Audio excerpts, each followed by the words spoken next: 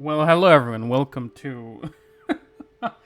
Dude, it's been so long since I've actually done this. It's been way too long. But welcome everybody. Welcome to what is essentially going to be part 8 in the continuation of the Rinascita storyline.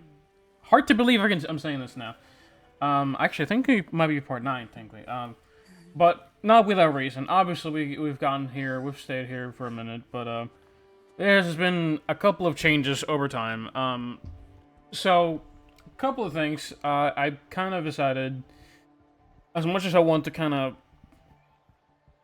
showcase everything to the fullest, and actually give me 1 second, because I actually gotta make sure I don't get stopped midway. So give me 1 second. But yeah, no. Back to business, right? So, I've decided that I'm actually gonna record this on my phone. Why?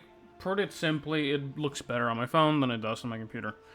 Now, it's not going to look bad necessarily, however, I kind of have to change around with some of the settings, so it actually was full screen, primarily. On my end, it looks better. Depending on how long it takes, I don't know if I'll be real with you guys. It's not going to look as good as I would like it to be, but every other story that I have, I will actually save for when my PC is here. It's taken so long that I've just decided to go ahead with it. Primarily because so many events I'm missing out is really just kind of sad that I'm missing out on them. Now, again, not like it's going to look bad, but some of the aspect ratio is not looking the greatest for me personally, so that's one thing. Setting that aside, it shouldn't look back. It's still going to be 1080p, I think, as far as I can tell. But yeah, no, let's set that aside. Let's actually just continue though. We're actually going to be continuing. We're going to go to Leonidas Hotel. I don't remember where I left off last time, but I think we're finally going to start up with the... with kind of continuing off where we left off with Lupa, I think. Now, it's been so long that I've actually kind of forgotten about it, but... Hey, just kind of go ahead and kind of go from there.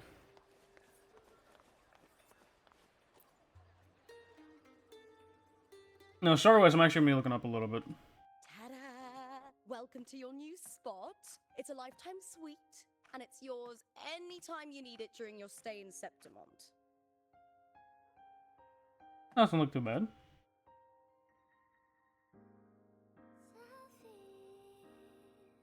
It's gorgeous, thank you. A lifetime suite, it must have got a custom for me. Whoa, English, bro, what? I said, a lifetime suite, it must have cost a fortune. Speaking of which, I own a room in the Black Shores too. Actually, I want to move this one actually. I've been a name in the arena for years now. I'm doing all right. Besides, it didn't hurt that the hotel owner gave me a nice discount. Nice. Yo, what is this song, bro? Whoa. All right, let that play out. Gladiating means everything to me. Actually, I really love it. I know I'm lucky. I know what I want and I'm doing what I love. Compared to those drifting through life, I've already been given so much. But sometimes... But sometimes you don't look happy, Lupa. Well, I'm not unhappy. I was born for this, but the more I embrace it, the more I fear losing it. I can't help but wonder, what is it that fills me up when I'm under those lights? My passion for the fight?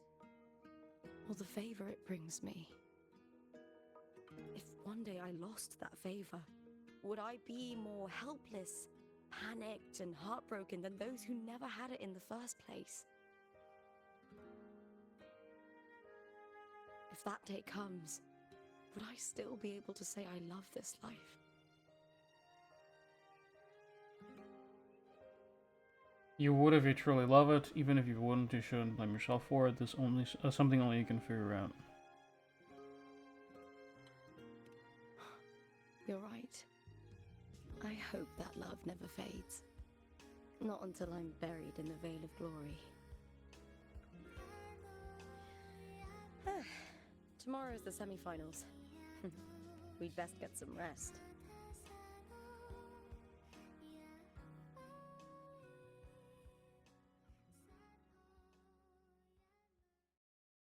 Good night, my fellow warrior. What the hell? What the fuck? Yo, whoa, whoa, whoa, whoa, whoa, whoa, whoa, whoa, okay. How the fuck can I get some rest on that one? Okay. Dude. Okay, hold on, hold on. Oh, you can lie down the stop at the phonograph beside you, so you sleep as the foreign. Ah, come on. Words. Lines of them. All around me. Mm. And music coming from above. Dude, it actually looks so sick, though. Holy shit. It just... Can I just keep walking forward? Dude, this is still so sick. I really wish I could see this in, like, all its beauty. I think it's probably still... no, I can't read anything in the books. It might be able to be, like, decipherable if I can zoom in a little bit. Nope, they're not. Like, at all.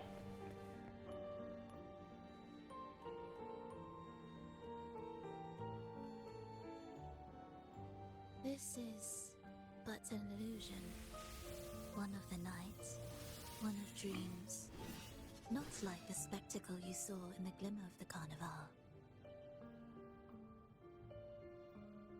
Here, I am not your foe, nor can we harm each other, should we so wish. Lay your blade to rest, if only for now. 'Tis a pleasure to see you again, on this special stage. A city wild and beautiful, chasing endless glory.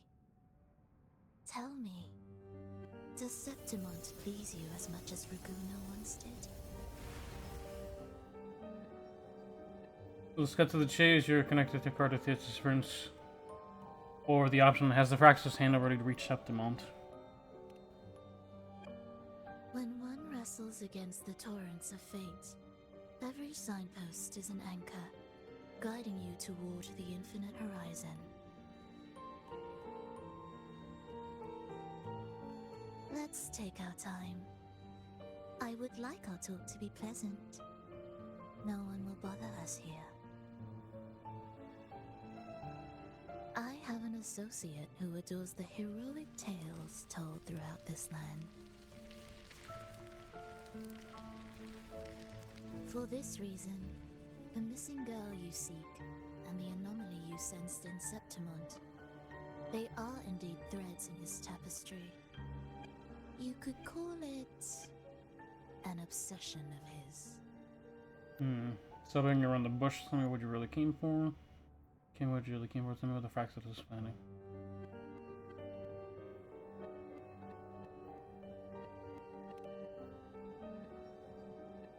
Every hero's tale begins with a trial. Your wisdom and courage, your compassion and resolve, your hope and madness. Will they be strong enough to carry you through the trial? To make you the hero of the story? Read it. I hope the story speaks to you. The answers you seek lie within these pages.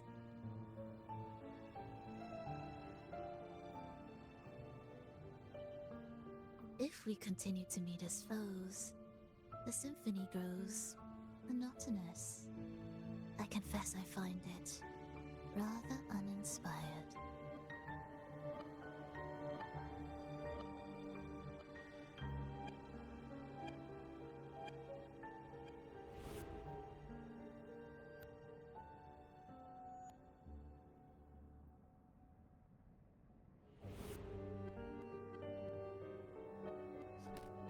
I'll ask again, Fleurdelys. What are you doing here in Septimont? Why give me this? I am giving this story a little nudge.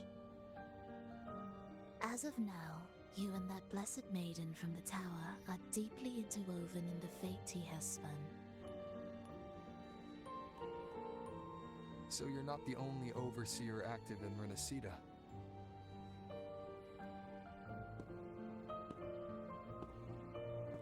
Scar, your nameless ally, and you. The Fraxidus seems to revel in the company of those with twisted obsessions. It's not as you imagine. You've already met my associate, you see. He trusts what he sees, not the words of others. I've already crossed paths with him since arriving in Rinascita. He's a nerd on the As a beginning. creator, he always hopes his characters will craft twists and turns that he himself cannot foresee. He believes that the closer one stands to the protagonist, the greater their influence over the tale. But the true lead of the story has yet to emerge. I gave you this play so you can see the ending. That gladiator girl will be the harbinger of the dark tide in Septimont.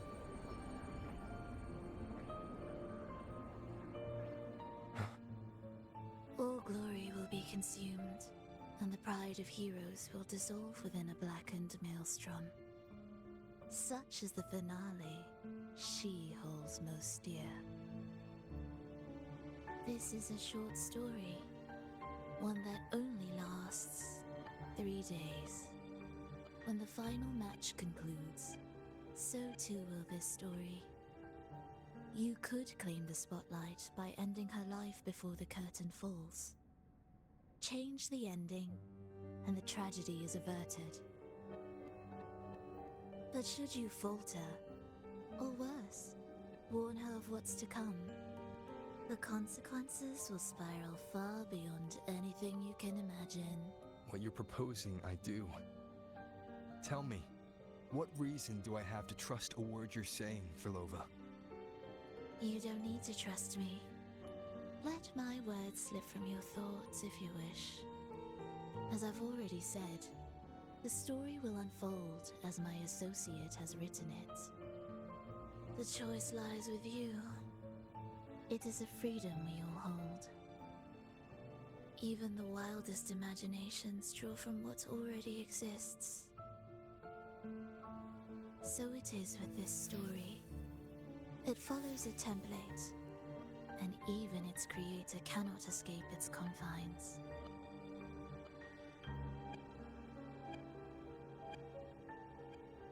Choose wisely, Rover. Time is still on your side. For now. I look forward to your performance in this grand finale.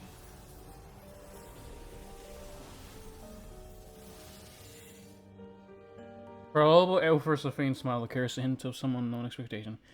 God damn it, dude! They fucking let me read the line, dude. What the hell is this? Doomsday from the depths of the sea, a wolf's companion. What the hell? The dark sea rolled over 7 moon jagged cliffs, surging down the pristine cobblestone streets, drenching the golden flags and wind chimes, and engulfing men and women, young and old, like a mist descending from the blackened sea above. It dragged its writhing mass across the land, toward the far side of the sea on its pilgrimage across the world. Lupa is swelled by the tide's relentless churn. The hymn swells from her chest, calling forth to escape from her parted tips, and in a satiric melody fills the boundless darkness. Lupa is swelled by the tide's relentless churn. Doomsday. From the depths of the sea, Fleurdelys steps in front of the incubator. The salty hint of seawater drifts in the thin, steel air. She can feel the one she's been searching for lying in the incubator, curled up like a newborn. Parthethia raises her sword and cuts the device open without a blink. The dark water within explodes forth. Immediately, a total tidal blight starts to crawl and proliferate. As the fluid drains, the glider's face is revealed. She opens her eyes. Parthethia slices through the blue incubator in the darkness, her sword aimed at the girl curled within. The wolf's companion. Your sword clashes with the Septimontan's gladiator spear. Steel meeting steel in clanging force. Those wild, fiery eyes look straight at you, unashamedly revealing a glimmer of admiration. Lupa invites you, the Outlander, to join her in the Great Aegon. Drawn by the faint traces of Cardathia's frequency that you sense in her, you agree, and yet you can tell that Lupa's cheeriness is somewhat of an act, stemming not from her nature, but from a force of habit. You cross paths with the glider, Lupa, and Septimont. What the hell? Dude, if it's like one of those doomed to fucking just happen, that actually might piss me off, actually. Holy. It would be very tragic at that point, like that. It's like, you're telling me up front, and I have to walk through it, which is gonna be kind of miserable. Like, actually, it might be miserable. Morning, fellow warrior. Morning. Huh. You don't exactly look well rested. I'm not. Ferova may not have told the whole truth, but there's no denying the anomaly here in Septimont. Neither Lupa nor the others here seem to notice. And that fleeting image, Lupa turning into that unfamiliar girl. I need more clues before making any decisions. I'm fine. Just a bad dream. Let's get going. Our next stop is the Colosseum Olympus, right? You got it. Let's get going. Bro, I'm having like just gas. Like, pretty badly. Enter by taking the elevator.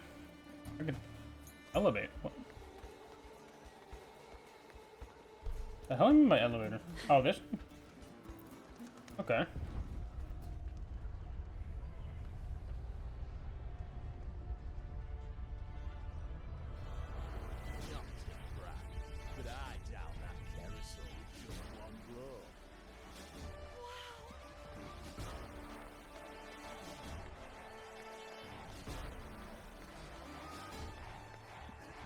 Let me check the crowding thing, because I think I had, like, because I can handle more crowds on this thing, I think. I don't care.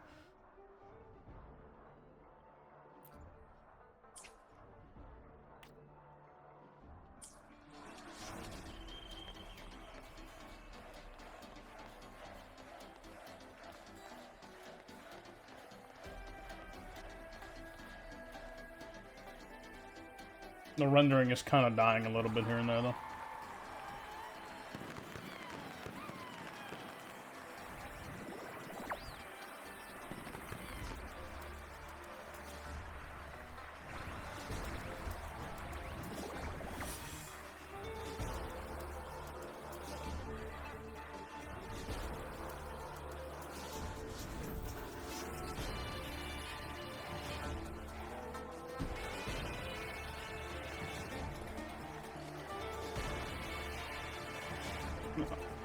Dude.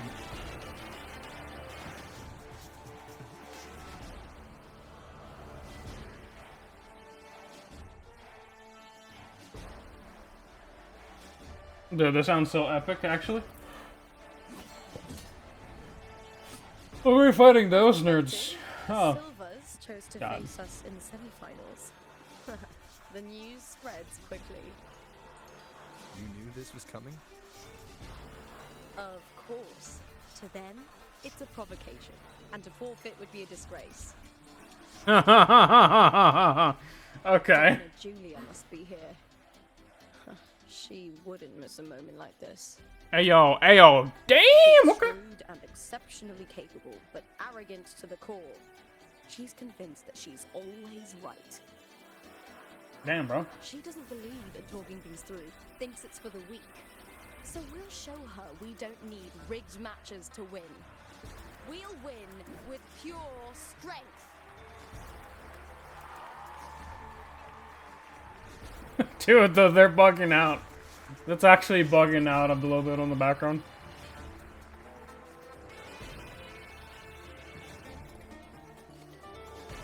Oh my god.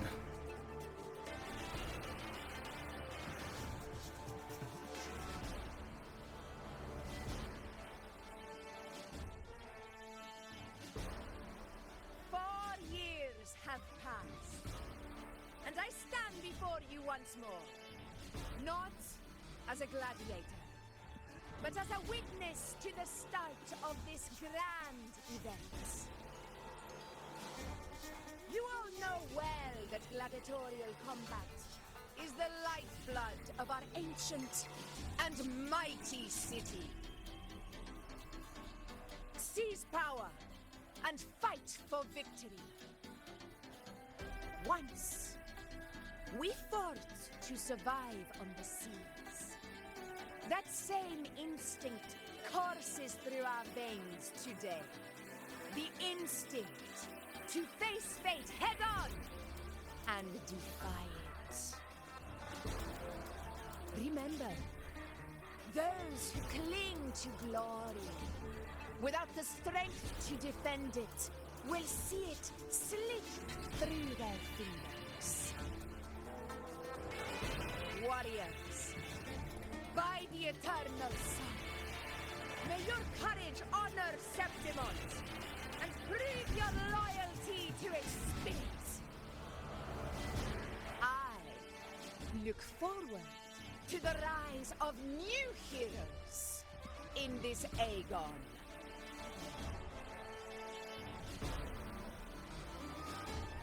Let the Aegon begin.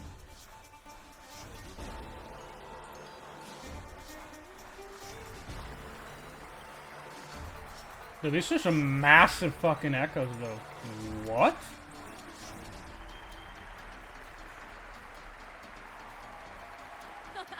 Come, my fellow warrior. Victory is ours for the taking. Alright, pulling up, pulling up. Alright, watch it. 3, 2, 1, let's go. Alright. Button time, let's go.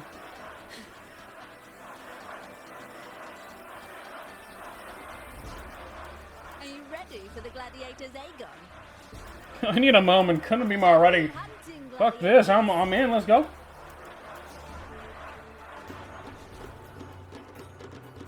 Button time.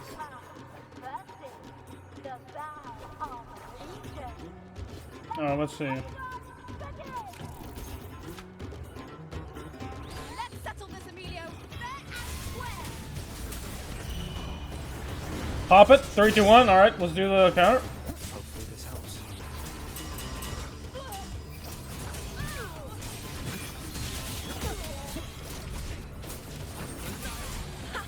Perfect teamwork. We make quite the hunting party.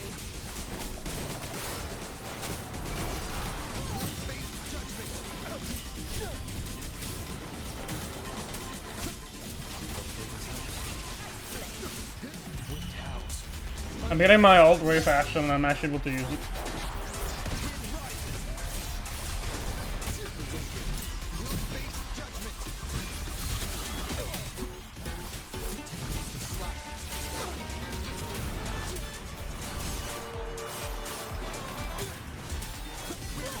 Alright, come on, come on.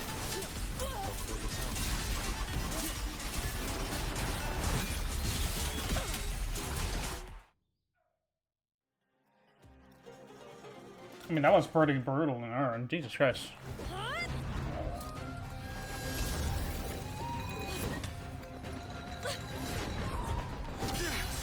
This frequency, it's like the dark tide in the inverted tower.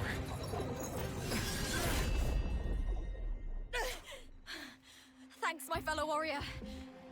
Can't win, so you play dirty in the arena, huh? You make me sick!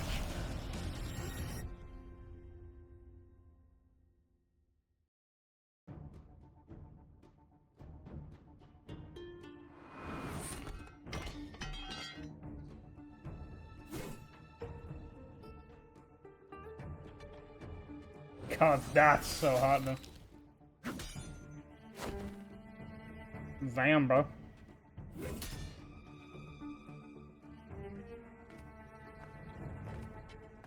Esteemed Ephor, I must bring a grave matter to your attention. In this very match, the Silvers stooped to underhanded tactics. Speak plainly, gladiator. This spear It was a gift from Domina Julia, head of House Silver, when I first joined the family. Back then, I trusted the Silvers completely, never once doubting their intentions. That is, until I chose to leave them, not long ago. Now in today's arena, this spear spiraled out of control, nearly stabbing my own teammate. I said it was. Of course. And your proof?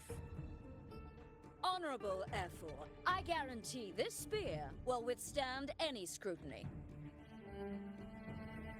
Lupa, you owe your fame and fortune to our patronage. Yet, you turned your back on us when we needed you the most. Allow me to remind everyone, House Silver does not cower, nor fear defeat. In past Aegons, we have constantly led in victories. Even if we lose today, we will not be expelled from Septimont. So tell me, Lupa, who is truly desperate to destroy whom? A lone gladiator cut off from her family? Or a house as powerful as mine?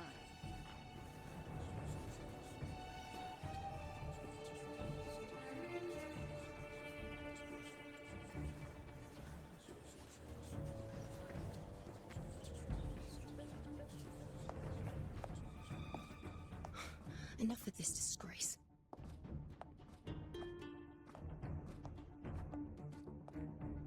Stop your performance, Jester. What?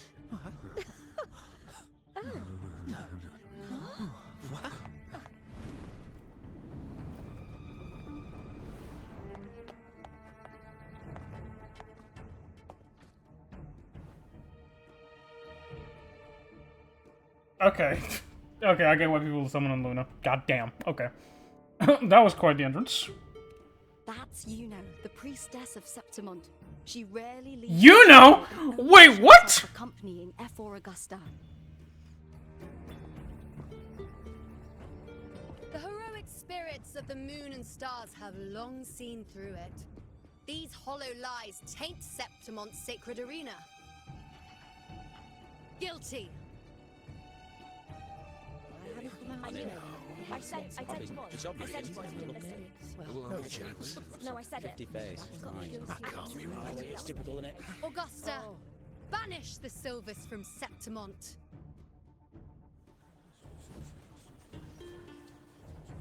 The priestess can foretell fate and has the power to make final calls here. Most people trust her judgment. But Yuno is a bit extreme in our line of priestesses. Not everyone agrees with her behavior, despite her capabilities.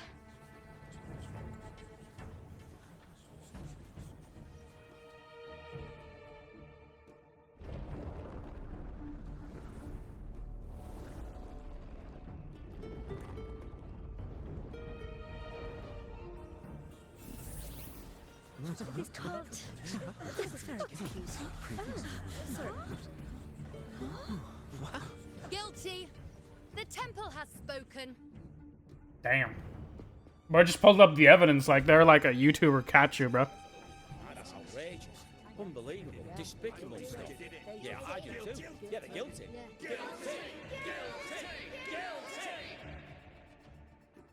Julia Silva, you know the weight of your actions. Damn.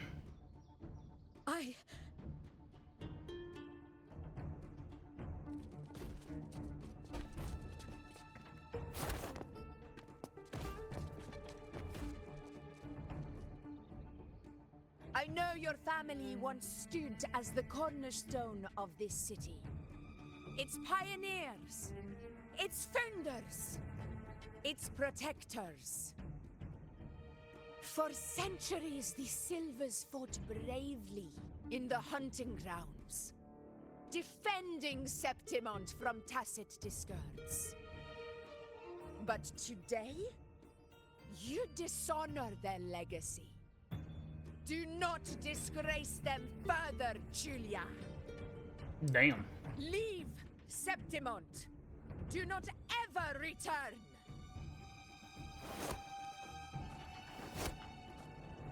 As you command, F4.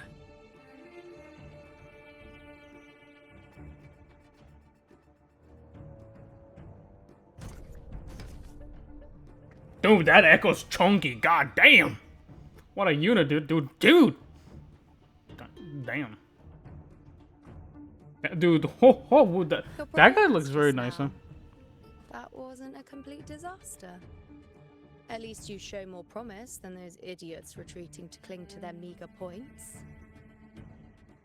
Okay. An outlander. Fight well, both of you. Do not disappoint me or Augusta in tomorrow's final.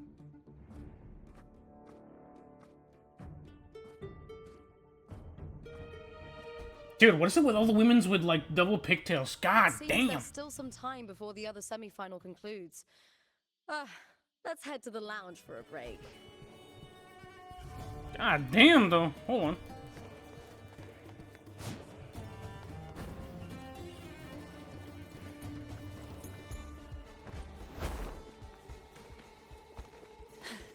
Why not savor this?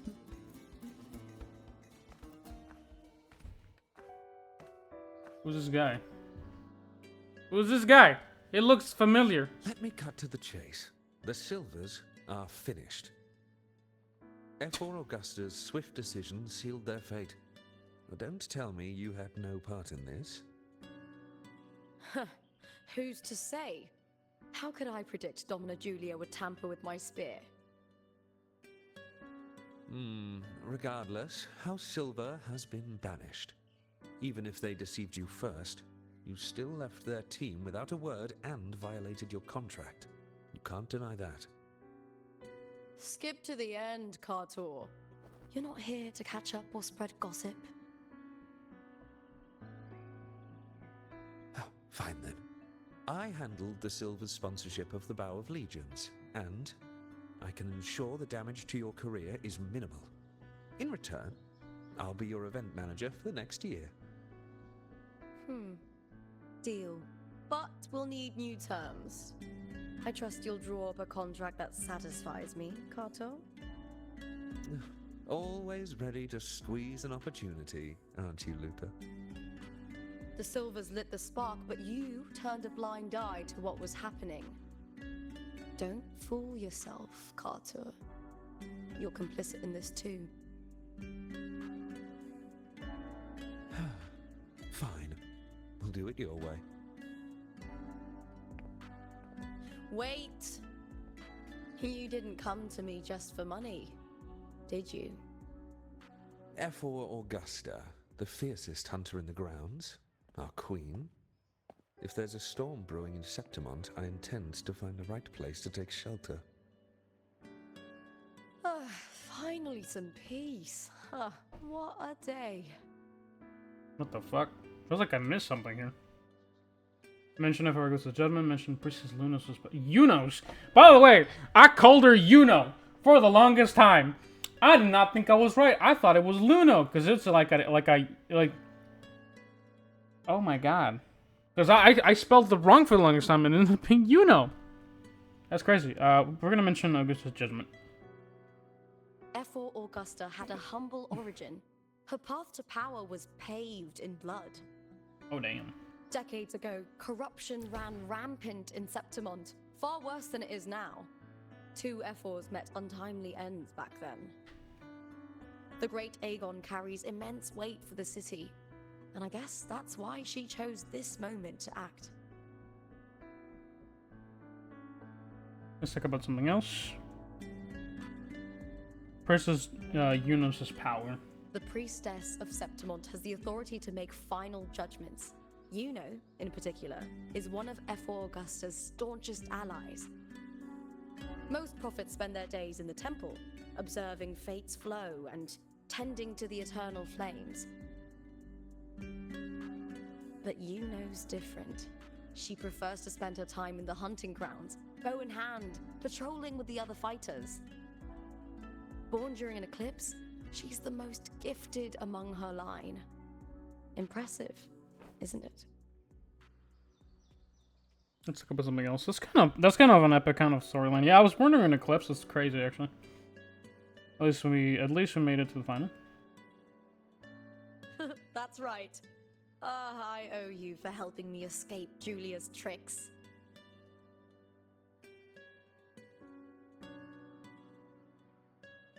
I don't know if we should be using that spear again as the main problem. That fleeting frequency. It was similar to the Thenodians. Could it really be linked to the dark tide Lupa will bring forth in Septimont? As Fleurdelys said? Lupa, can I see your spear? Here you are. What the?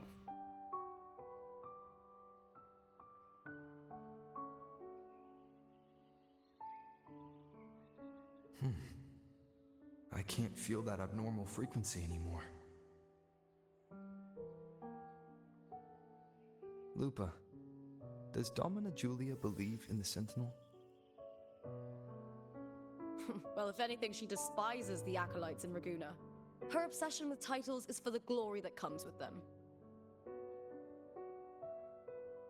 She prides herself on being the perfect Septimontian. It's highly unlikely she'd believe in the Sentinel. I see.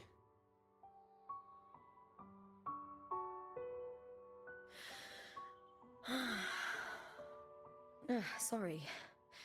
Lend me your shoulder for a moment. I'm a bit tired. Holy mother of Christ! Go ahead. God damn. Ooh, these moments. Oh my.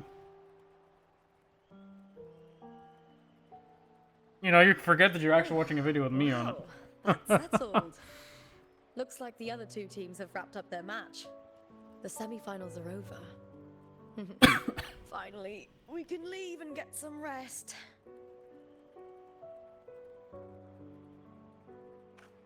Dude, like, Wu knows what they're doing with the sleep shit. I'm like, dude, girl just cuddling up is crazy. Oh, congratulations on reaching the final! Oh, and your performance earlier was truly impressive. Lupa, did you notice any signs of match fixing involving House Silver before? About that? Bro, she looks like that person who needs some sleep, bro. The Battle of Legions has been exploiting their gladiators, but no one dared to speak up. Indignant supporter. Final. Oh, you'll have the whole of Solace Contemplating bard. to your name. Of course, she's a bard. All right, everyone. I'll chat with you later. But first, let's give my fellow warrior a moment to breathe, okay? He's new to Septimont. I'm sure none of you want to get carried away and leave a bad impression on an outlander, Go. Find somewhere quiet to rest. I'll meet up with you once I've dealt with all this. Dude, God! Oh my god, my thing is peeking. God damn that look, though. I'm so serious, dude. That look of just like the sly snir. Like, oh my god, be careful with the cable. That sly smirk is just killing me, dude. We're 84%. We're chilling. Holy, leave it taking the elevator. Where the fuck is that shit at?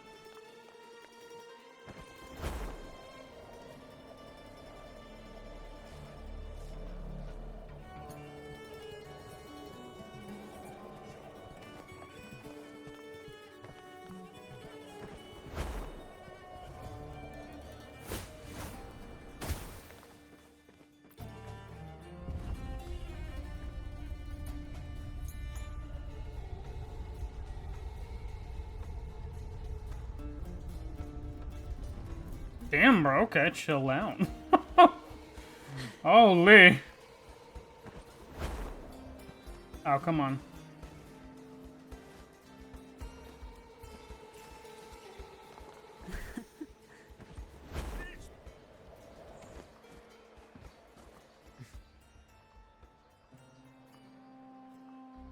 And at least this way.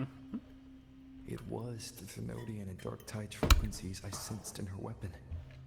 If only for a brief moment. She thought it was just the Silva's dirty trick, and didn't notice its connection with the Thenodian. Fleurdelys said her associate can weave fate and stories. If that's true, it means his forte can influence how things play out. But it's unlikely he can freely bend the fabric of reality. Rinascita would have overrun Solaris long ago if he could.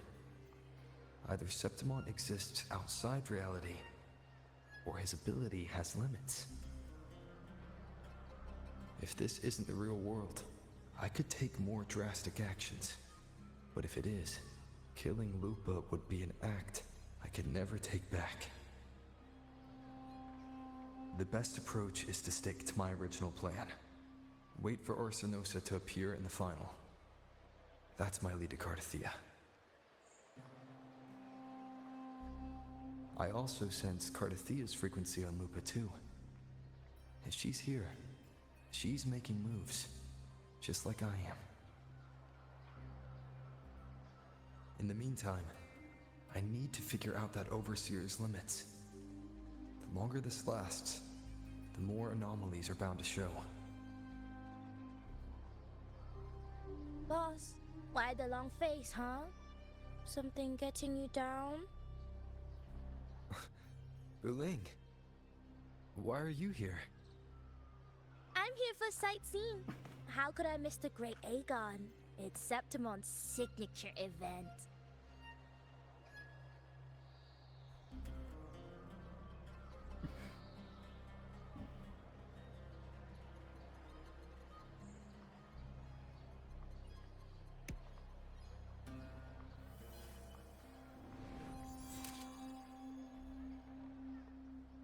What the fuck?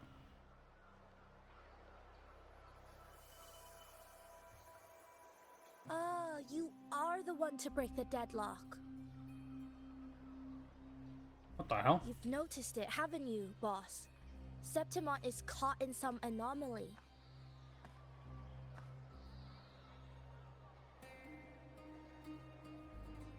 When we first came in, it was just darkness. This is our second time meeting, Wuthering. That can't be a coincidence.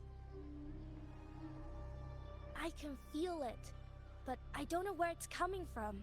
Every time I get close, it slips away like smoke. But now, I'm sure of it. If I want out of this mess, I need to borrow some of your muscle. Yo, ayo. Oh, yo. But Taoists have their rules, can't say too much. But helping you helps me. A little nudge is no big deal, right? Dude, the way she's saying that is so like Here, yo. take this. A little something from me to you. A good start for us. Anyway, it's on me, no charge.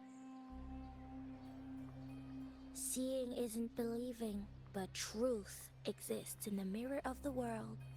Go ahead, see for yourself. Okay, so this must be what the actual area of Septimon looks like, at least.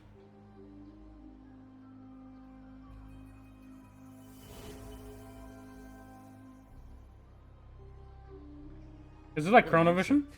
The final's nearly here. Your contender Mia claimed the title. She's done well so far, but her track record has been shaky. She'd better not slip up now. I've better fortune in the underground pits.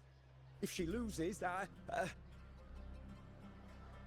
John fellow promised she'd win no matter what.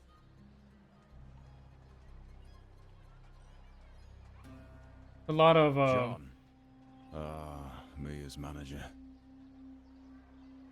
Listen, she's got all sorts of talk round her, and the odds are crazy. But past champions have always been the noble bloods, haven't they? Not to mention, she's originally from Raguna. What? Wuthering. She's gone again. Dude, these types of characters I is... remember Lupa mentioning a gladiator named Mia. She disappeared years ago during a great Aegon. Fleurdelys said the story only lasts for 3 days and ends during the final. The great Aegon is at the heart of the story after all.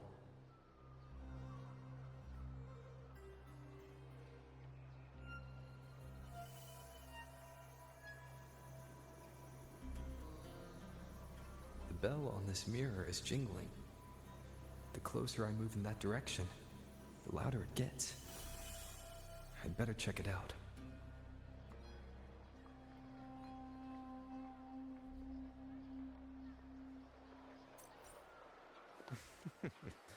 The beasts beneath I'm sponsoring is definitely taking the championship of this Aegon. Remember that gloomy gladiator from decades ago? Remember that gloomy gladiator from decades ago? The young girl from Raguna. What was her name again? There've been so many from Raguna. Which one are you talking about?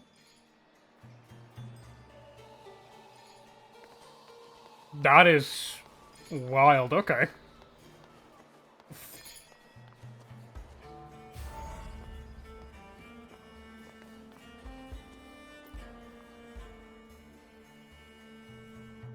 John, how many more times must we go through this? I know you can't bear to lose your golden goose, but Mia's completely lost it. That woman's crossed the line. Easy, easy. Haven't I already compensated you? Just bear with her a little longer. She's not losing it every time she steps into the arena, is she? She's just been under a lot of pressure. She's not the only one under pressure. They're planning to bring Kerasaurs into the final. Do you realize how much money is at stake? Tell me, how can I trust a fighter like her to win the final? I know Mia's unraveling, the hallucinations, the hysteria. It's been a lot. What the hell? Did you know she cries in the lounge? Can you believe it? A gladiator in the lounge crying. She can't even connect with the audience, including her fans. What use is being a great fighter if you can't hold the crowd? We have no choice. The people of Septimont want to see her fight. If we take her out, the complaints will bury us. The star from Raguna, the champion of Septimont.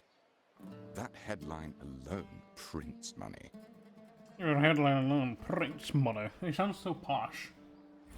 But think what I'm seeing is essentially kind of what's really been happening. I don't know if this is kind of like in the past or where exactly it's coming from, but it definitely seems like what I would consider reverberations of like the past.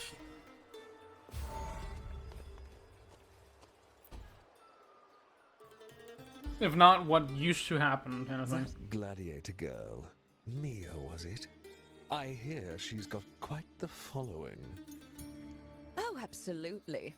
Everyone loves her. As long as she's winning. Before the great Aegon, I remember her performance was abysmal. Hysteria, they said, utterly unhinged. For someone with her fighting skills, it's shocking how far she fell. Her value plummeted to rock bottom. I thought she'd be done after that, but then that John dragged her out of the mud. Oh yes, it's tragic, really. Poor Mia. John will wring every last credit out of her. How pitiful. My dear Lucius, you've surely heard about the underground pits by now, yes?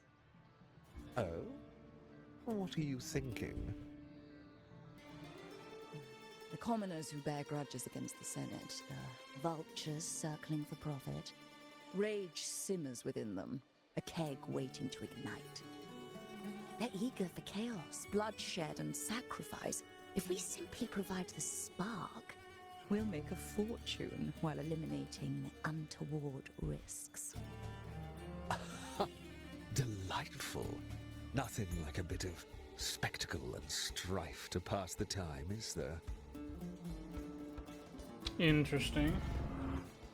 So there's been some. I'm guessing this is kind of like the match rigging and stuff. And one of those things from the sound of it is that she's most likely this Mia person probably had essentially a whatchamacallit, I forget what it's called because it's been a minute now. But it's the same thing with the health of, like, take for example. The tides have whistled. Would you like a fun game between the two of us?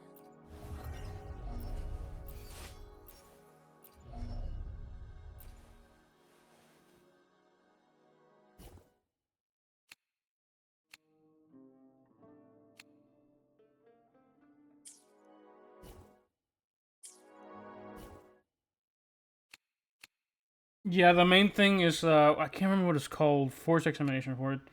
Essentially, her resonance is unstable. I don't remember what it is.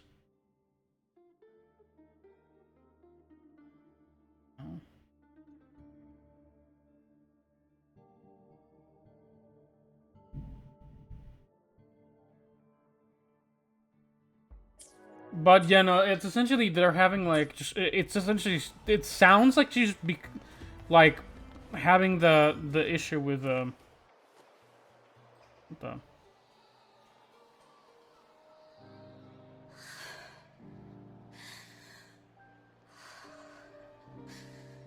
Relax, Mia. You can do this. Hold on. It's all right. I'll be fine.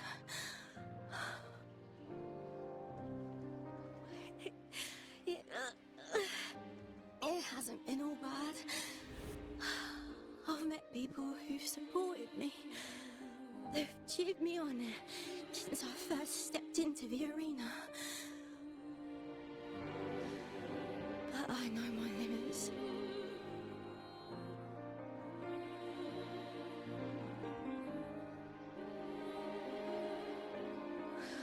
No matter how much I push myself, this is as far as I'll go.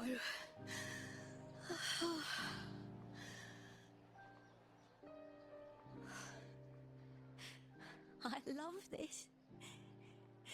Gladiating. Just stepping into the arena makes me feel happy. But here, I can't treat it like a hobby. And, I want to be seen. To hear them cheer for me. Their laughter, their cheers. Oh, I want to win.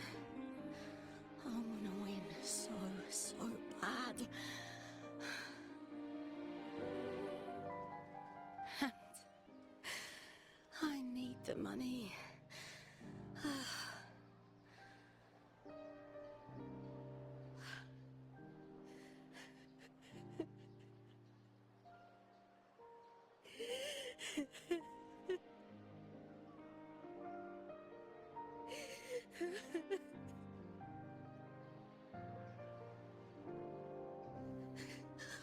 Oh, divinity above. I hope I won't let anyone down. Oh, I need to be better. Much better.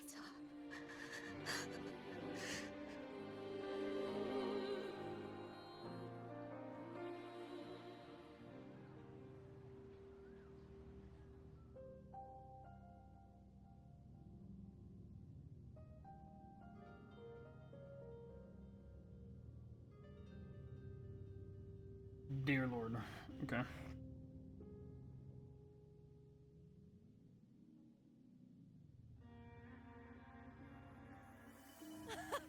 Warrior!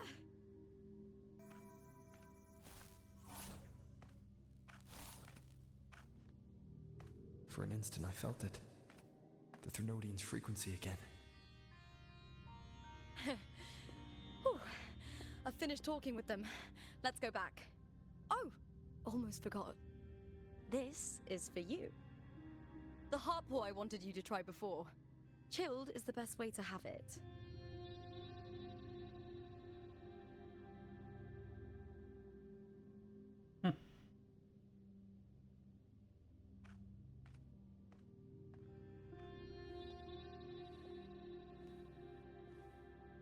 You need to rest before continuing this investigation. Your strength is spent.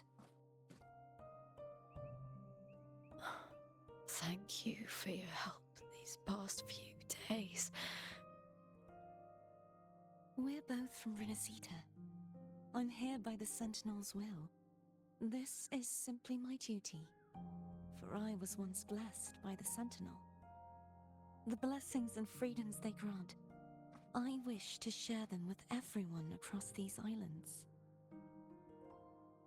The tidal blight is spreading faster. I'm afraid. It's okay. Do not let it break you. One thing is certain. This anomaly stems from a specific power. Some facilities and records have been rewound nearly 2 decades back.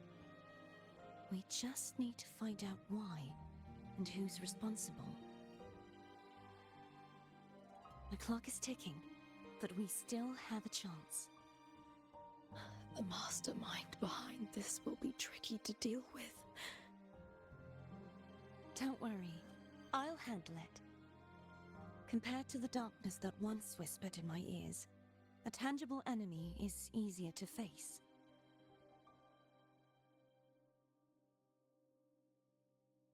Besides, the Righteous One will notice this anomaly when he arrives. Our moves so far will guide him forward.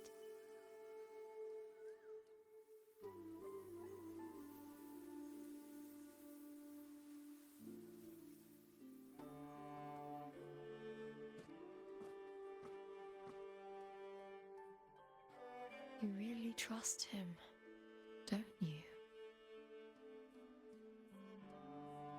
Yes, very much. We correct each other's mistakes and walk the path of salvation together. Trust in yourself too. One day, you will reclaim your name. As for those vile intentions lurking in the dark tide, we'll cut them off together.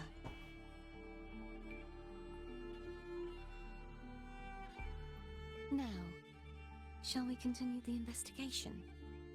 Are you ready? Absolutely.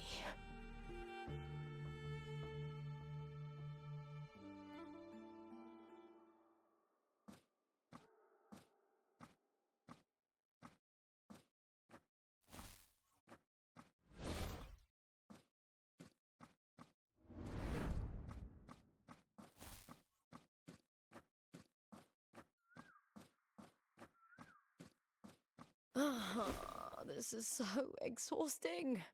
Dealing with these headaches takes more energy than fighting in the arena.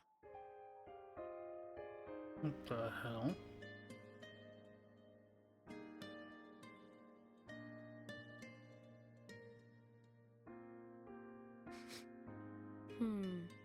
What is it? You're radiating worry. If it's about tomorrow's final, maybe you should relax a bit. Lupa, can you tell me more about Mia? Sure, but why the sudden interest? I'm just curious. I overheard some people talking about her earlier. Well, contender Mia. I first heard about her from Domina Julia. Julia didn't like her. Probably because they once competed in the same Aegon.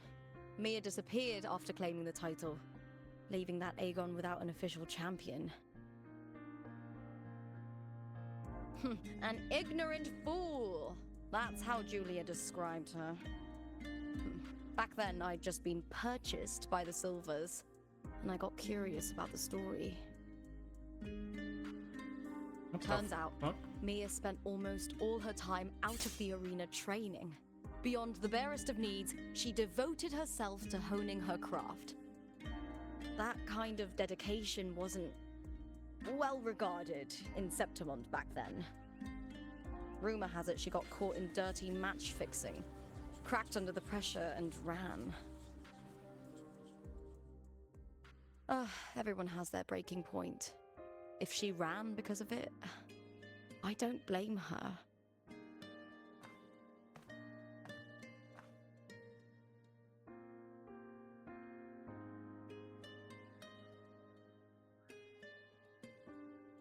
What about you? Are you not tired? You seem to be enjoying gladiating. Well, maybe I just handle these things better. Or maybe I just don't care about people's expectations. I'm not above the commercial events. It's how I made a name for myself, built my worth. As long as I'm in the arena, I'm happy. Applause comes and goes, but the things that matter, facilities, resources, opportunities, they don't come cheap. Septimont has its shadows, but some things still have to get done. I don't mind being used as long as whoever I work with knows where the line is. I know it's easy to turn a blind eye to the dirty games, but that's just handing Septimont over to the vultures. The Silvers played dirty in the arena I hold dear. They trampled over a line that should never be crossed. So, we're done.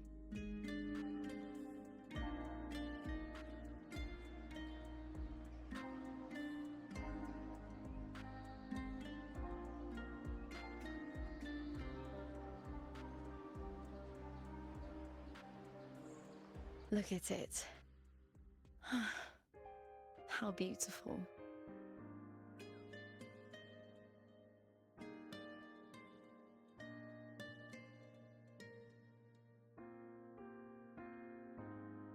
To the great city of Septimont.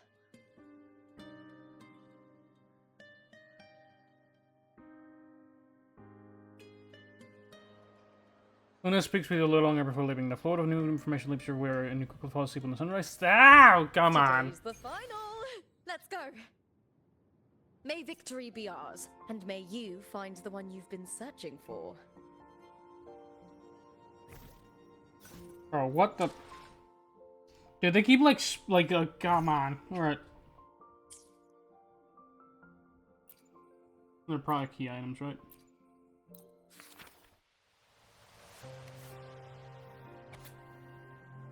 Bitter fruits. Mia heard those voices. They instantly reminded her of her failures, her lowly origin, and the disappointment she brought her to her fans. The people who once shouted her name from the stands, laughing in celebration at her victories, the coarse, unrestrained laughter, at one time felt warm, giving her strength in the early days, when she first stepped into the arena. But now everything had changed. Mia covers her ears, yet the voices still thunder in her mind, refusing to fade.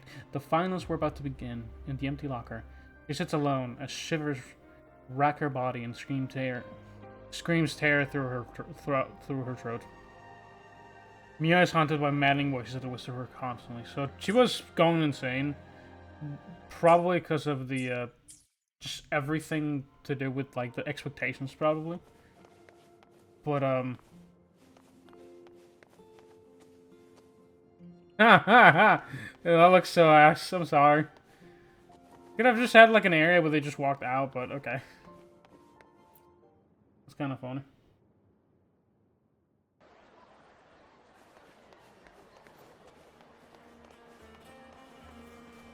Dude, I'm gonna stop using this goddamn elevator, bro. Assuming I can get off of it. What a divine breeze.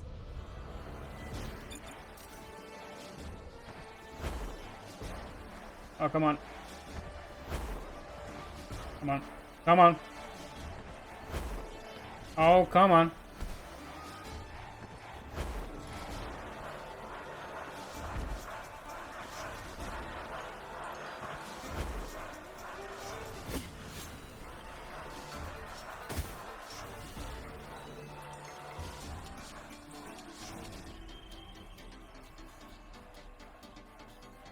Of these guys? Oh, ooh.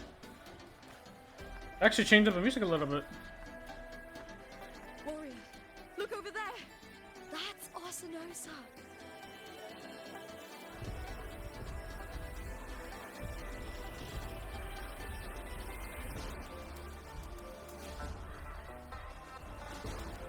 So that's the guardian echo of Septimont. But there's something different about this Arsinosa compared to the one I saw confronting Cardathea.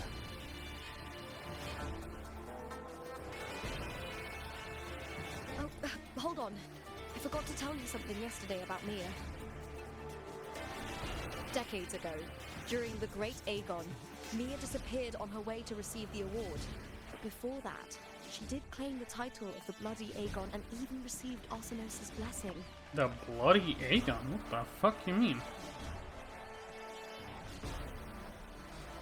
The current 2-on-2 matchup was only introduced thanks to Augusta and her predecessor.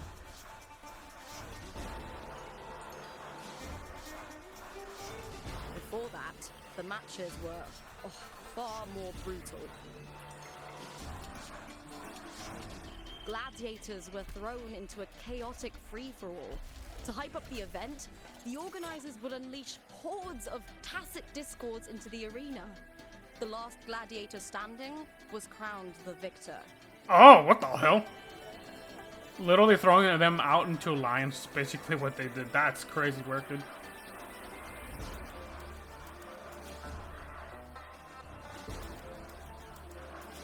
At least, changes have been made since then. Refined by flames and tempests, all that endures eventually becomes part of Septimont's legacy. The day of the final is here. Arsinosa watches, and her significance is known to every Septimontian. It is etched in chronicles and sung in legends. If you seek the glory of Arsinosa's blessing, then fight with everything you have. Show me if any of you four possess the strength to earn the Guardian's recognition.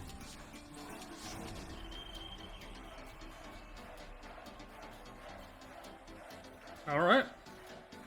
Let's do this, alright. Let's go. Listen, my fellow warrior. Those cheers are for us. They wait for us to give them a fight to remember. Are you ready to win this with me?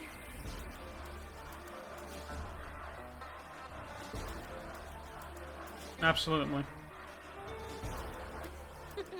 Wonderful. Now, it's hunting time, my fellow warrior.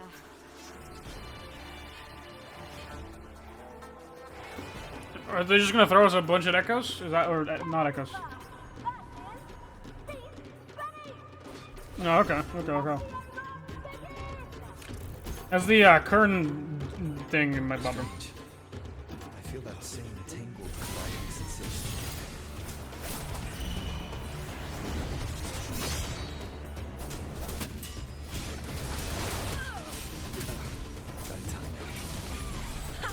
Perfect teamwork. We make one. It's been a minute since I fought one of these guys. These scrubs are annoying.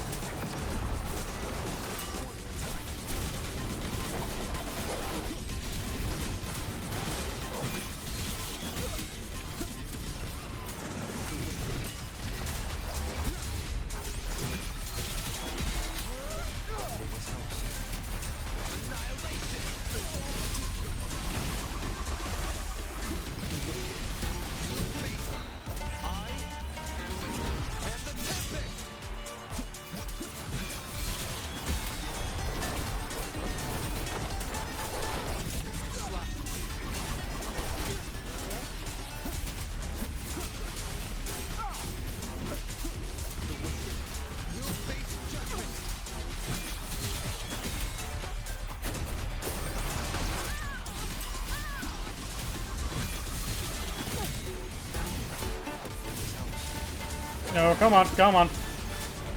Dude, it feels like I'm hitting nothing right now.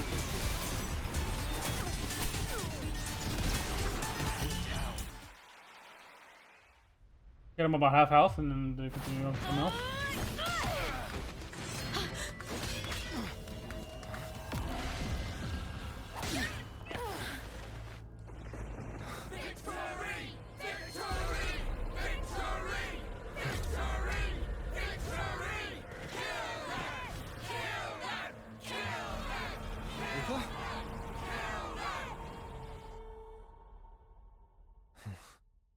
Cardathia's frequency is getting stronger.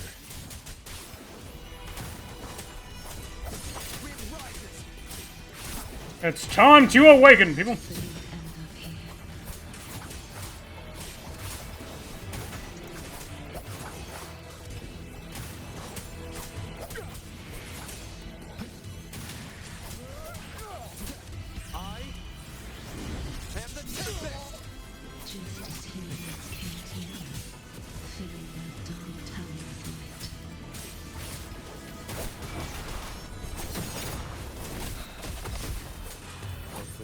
Come on, come on.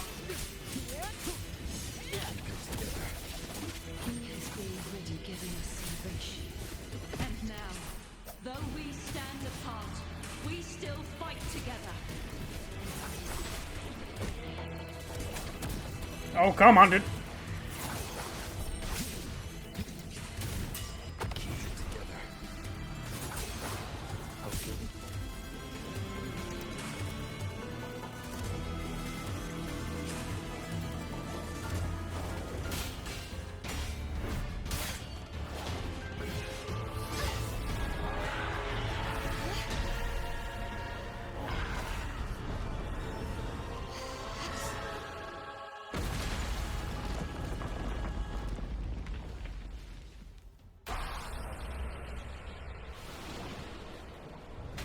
Yo ho ho ho ho ho.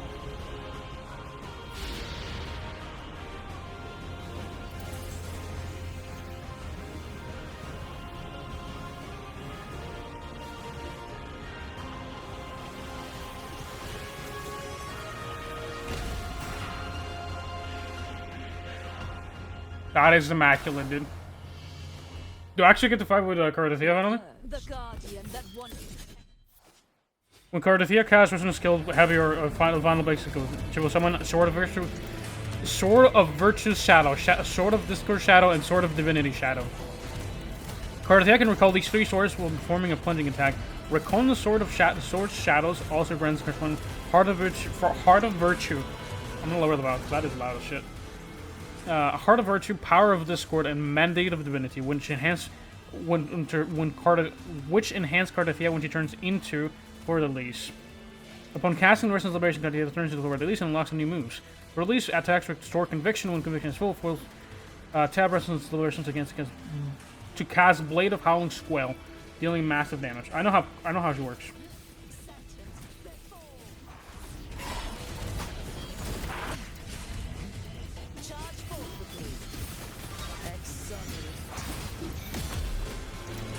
Oh, ouchie.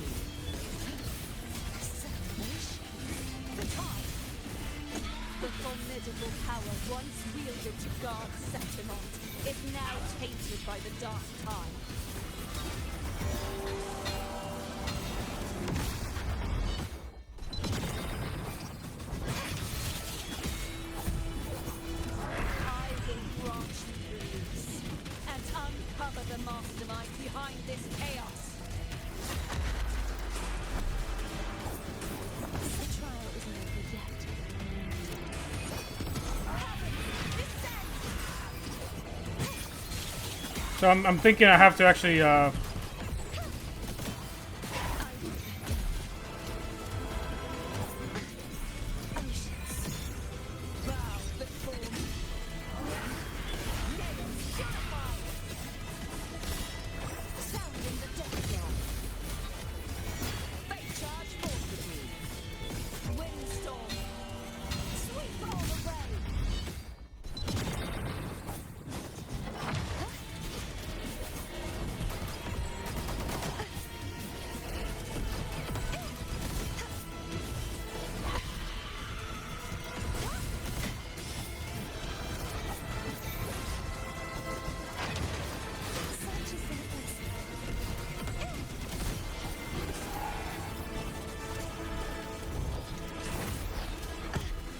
What the hell?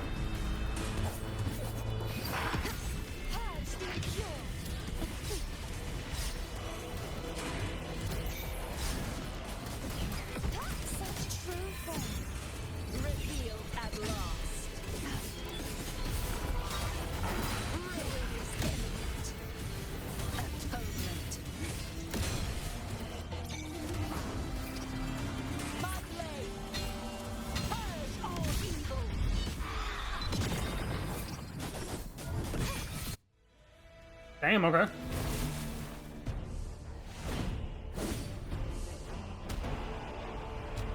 So she's genuinely super tanky, though.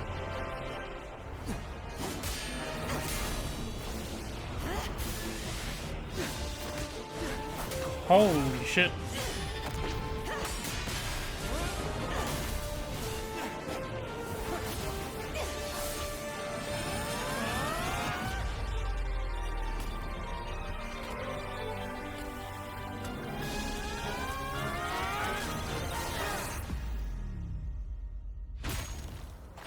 Well, that's cool.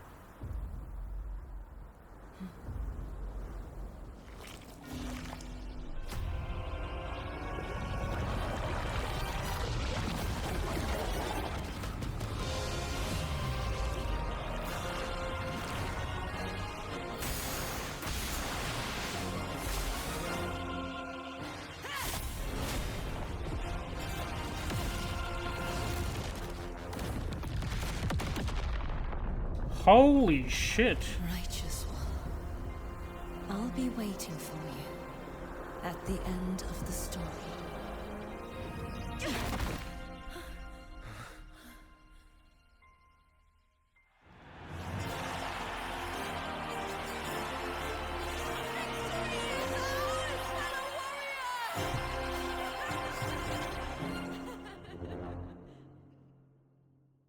What the fuck just happened?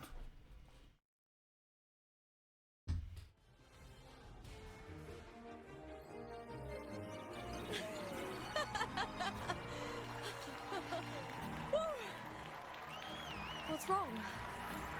You seem like you're somewhere else. The background bugging out. How did we win?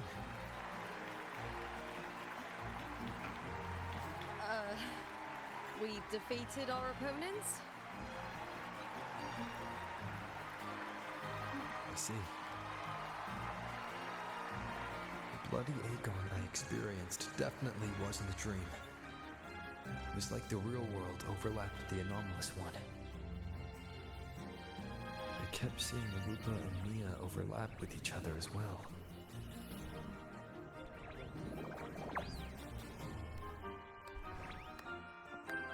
Dude, I'm tripping balls with some of this shit, dude. Brilliant performance, warriors.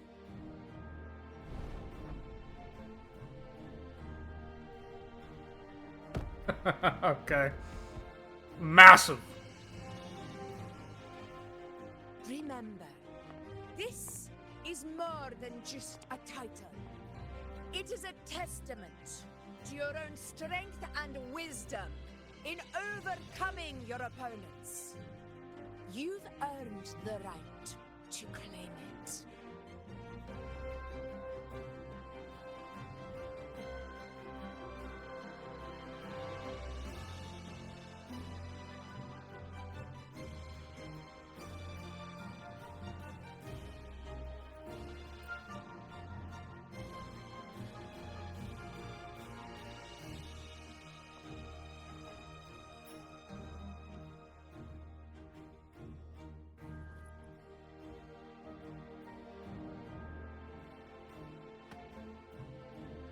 That's cute. That's actually kind of cute, bro.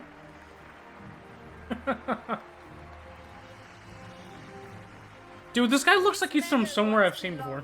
To a single champion, the last survivor standing in the ring. But I divided it into two to remind you that just as we fight alongside echoes, the glory of Septimont is upheld by heroes. who support one another, to remain steadfast. Fighting alone is commendable. However, true strength lies in protecting those beside you. The high tide draws near. I want all warriors heading to the hunting grounds to remember this.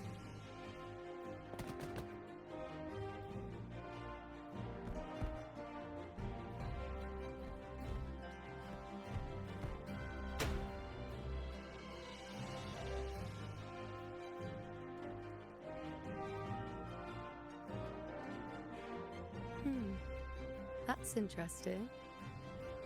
Augusta, look. Another two have earned Arsenos's blessing.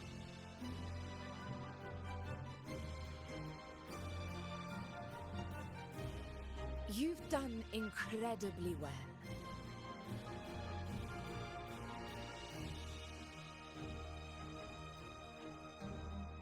As a gladiator, it's a great honor to claim the title with you.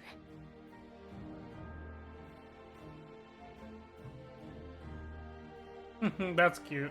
Let's savor this moment of glory and joy. I felt like I was just in a war a second ago. I have no idea what just happened, bro. Wait up.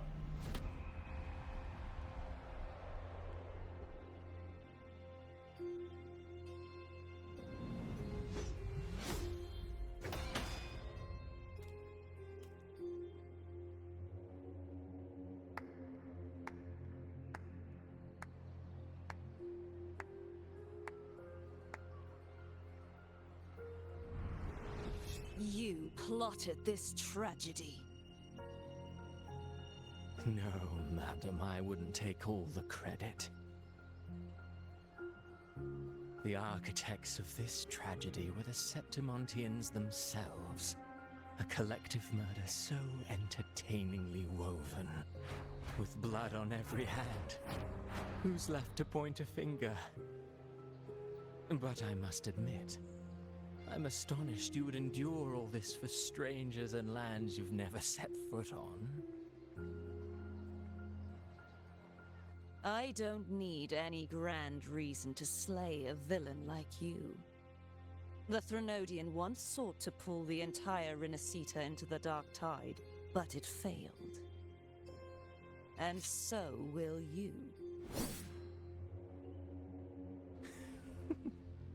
Madam, surely you know you alone cannot undo my story.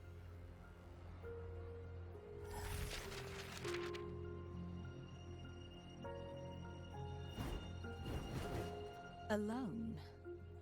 He will come here and find a way to finish this. And I will make your so-called perfect play spiral out of control. Holy. Silent, hollow words. The dark tide engulfing the city of glory. All shall be swept away by the winds at the story's end.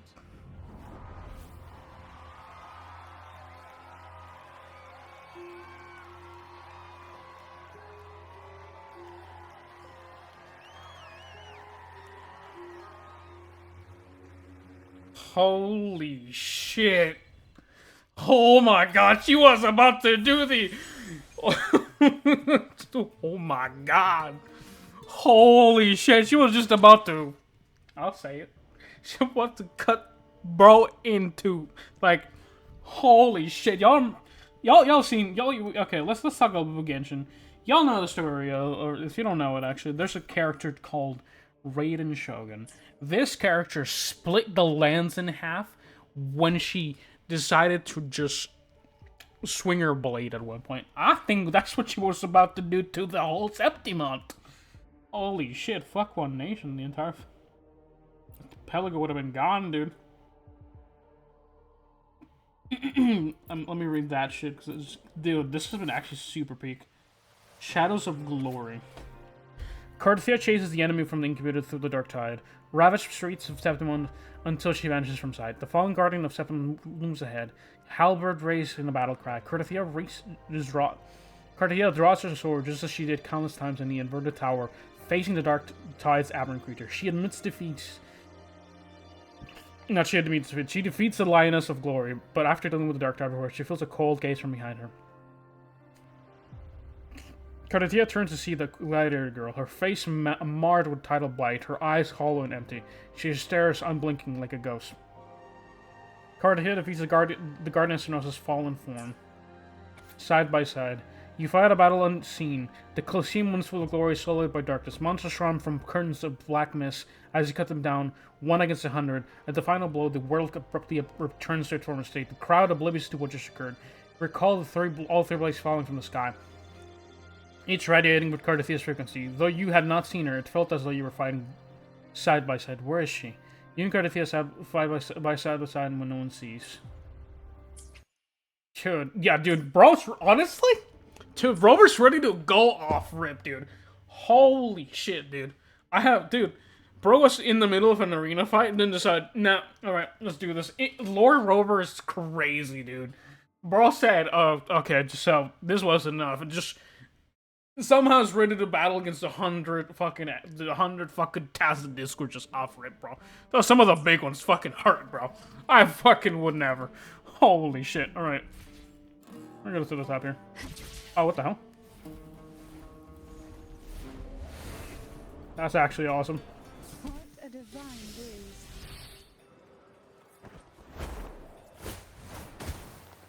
It's a little bit lower? Oh. Why not savor this? I am savoring it.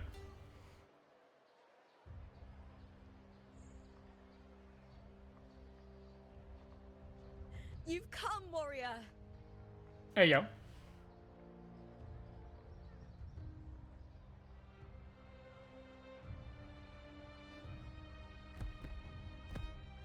The mighty guardian, Eudicus Arsenosa, is not the kind of echo too warm to crowds. The lioness favors the strong, the unyielding, and the battle-hardened. Only those she deems worthy will find her arms welcoming. But she is still an echo and can't talk.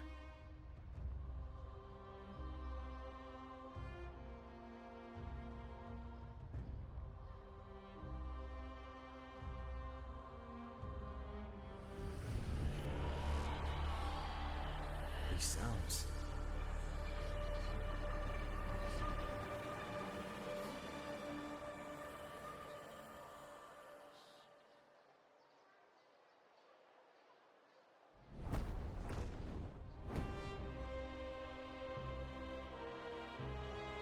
What is it? Did you feel something just now? I only heard strange sounds. Tell me, what direction did the lioness just look toward? The Veil of Glory. It's where all heroes, blessed by the glory forged in iron and fire, find their rest. But on the long path of hunting, many died with their bodies missing. Only their weapons returned. Arsenosa's frequency is woven from the cries of souls in battle. The battered weapons still carry the will of their former masters, whispering the deeds left undone. To touch such weapons is a rite of great importance for those who claim glory in the great Aegon and receive the lioness's blessing. Hearing the voices of our ancestors by Arsenosa's side is a great source of strength for Septimontians.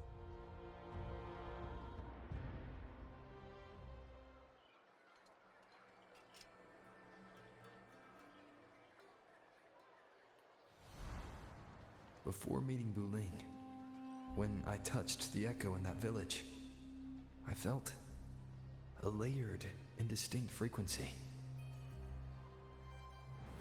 It was like what Abby described on our journey to Septimont, but the source eluded me at the time. But now, I found it. The source of that power lies in the Veil of Glory. The closer the lioness gets to it, the clearer it becomes. She waits for us there. Shall we go together? I'm not sure if Septimontian rituals will interest you, but you might uncover something useful, no? I'm keen to find out. I'm keen to find out. I'm happy to go with my fellow warrior, and we're gonna go to the bottom one. Perfect. Let's head out.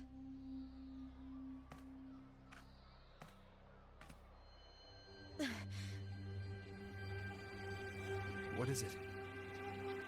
Nothing. Just a dizzy spell. Overexcitement after the win. Or something.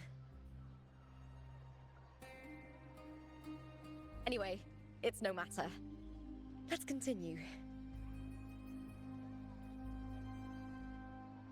Dude, all the... Dude! Flames of Heart. Quest unlocked, dude. Dude, some of the women in this game will make you lose your fucking shit, dude. Victories. Becoming champion, the glory, oh, all thanks to you.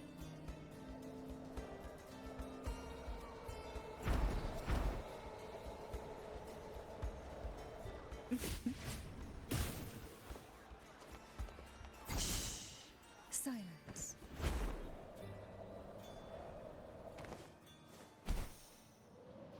Strange. Why are so many appearing all at once?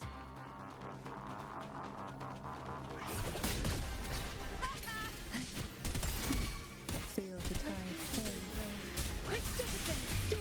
It's been a second since I've actually fought actual people. And by actual people, I mean like I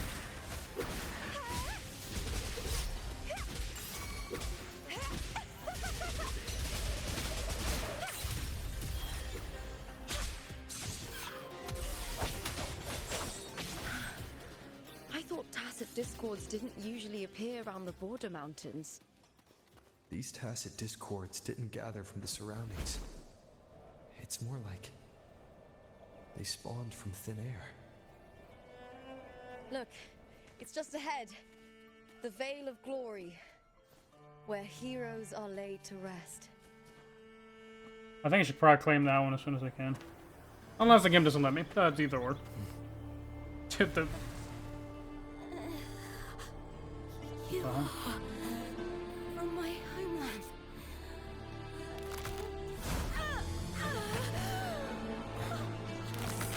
What?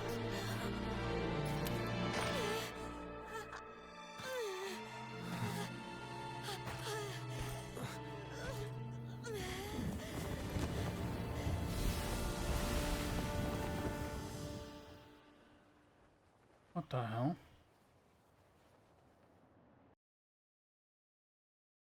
Oh god, hold on.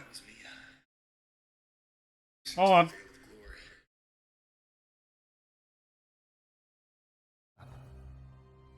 Whatever lies ahead must be the key to all of this. I unplugged it, my bad. To rethink My bad, everything. folks. Septimont, Lupa, Cardathia, Mia, the Lioness of Glory. All of it.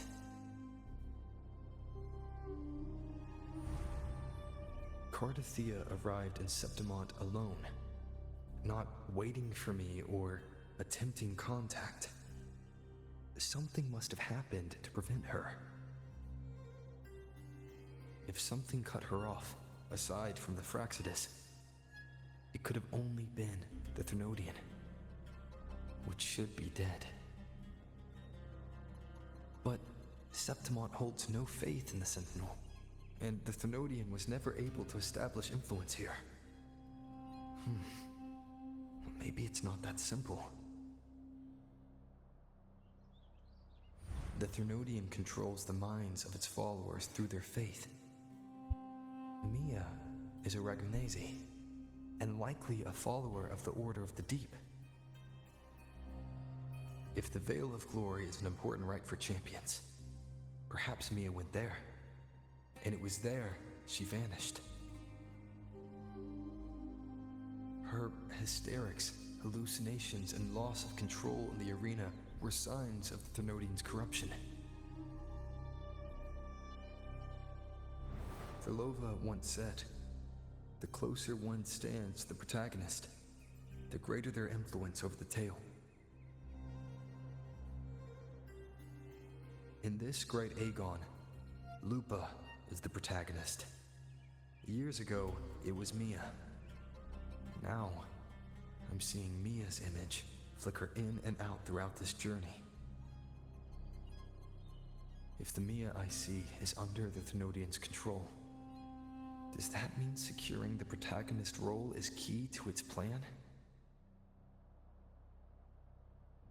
When I first met Lupa, I sensed what felt like Cardathia's frequency on her.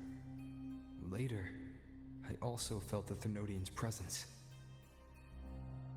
Did they cross paths? If Cardathia is part of the story, the likelihood is high. Could Lupa have forgotten? Did they meet without realizing it? Or is she lying and already under the Thermodians' influence? Was Fleurdelys telling the truth by saying Lupa would bring forth the Dark Tide? Or is she just another one of its victims?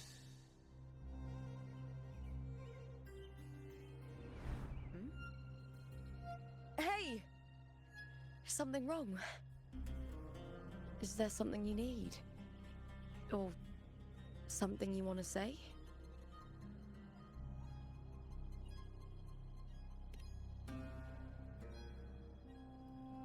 Absolutely said nothing. Absolutely said nothing, apparently. I'm sorry. I don't recall crossing paths with Cardathia, but you could be right. I may have, and just forgotten about it. These past days, there have been moments when I feel lost, forgetting what I was doing a heartbeat ago. I don't know if it's the Thermodians' work, but if something is wrong, and it's trying to twist my mind,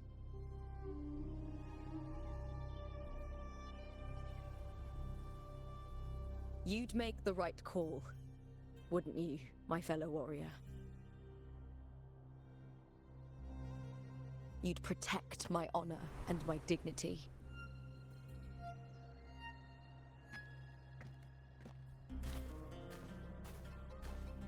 Okay. There's more at stake than that, Lupa. I've heard the Septimont saying, "All for glory, fear no death." But sometimes living takes more courage than dying.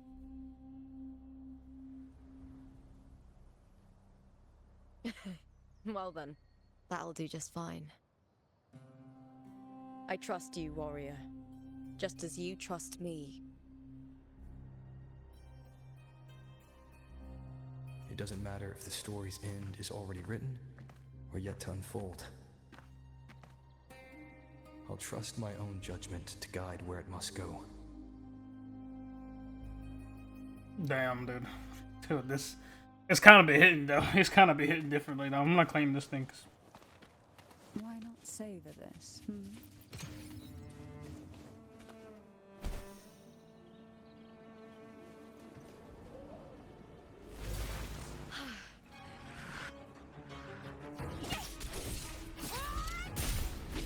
With me! Is that all?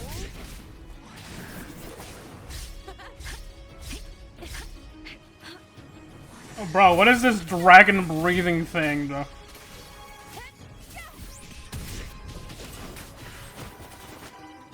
Oh, she feels awesome, actually.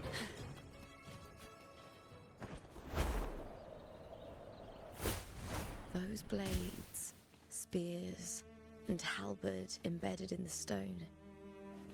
They're the weapons of the fallen heroes. We have a tradition in Septimont. Touch them and listen to the whispers of those who once wielded them. Oh, Jesus. Oh, it's already like... I'm already like 2 hours into this video. Holy shit.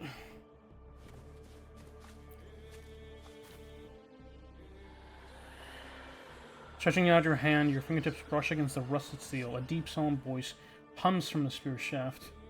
Through endless battle in the surging dark tide, kin and warmth of loss and all softness love faded away. All that remained in his eyes was the sight of white flowers swimming across barren fields.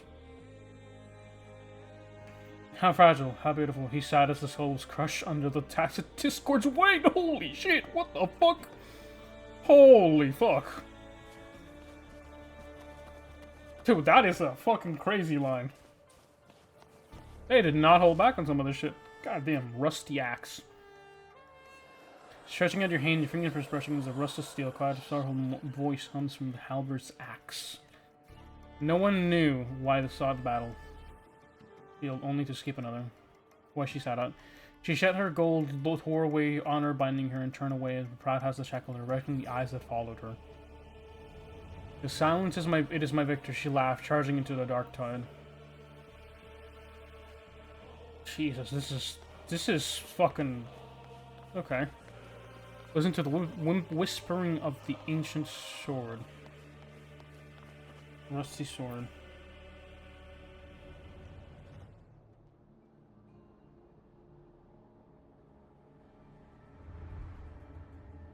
This one's probably one of the most important ones, then, for sure.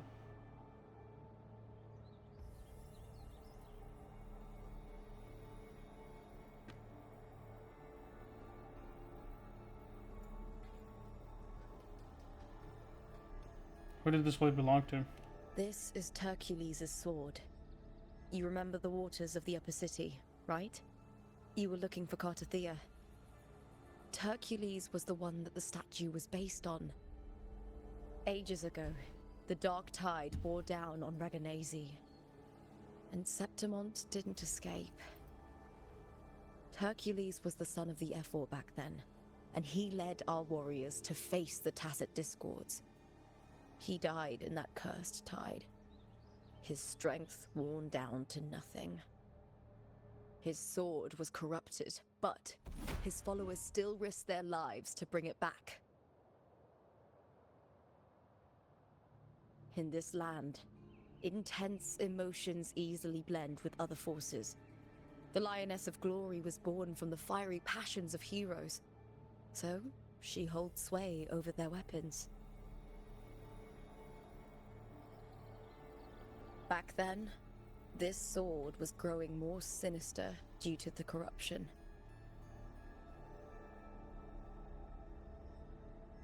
But all these years later, it has become a memento of a hero.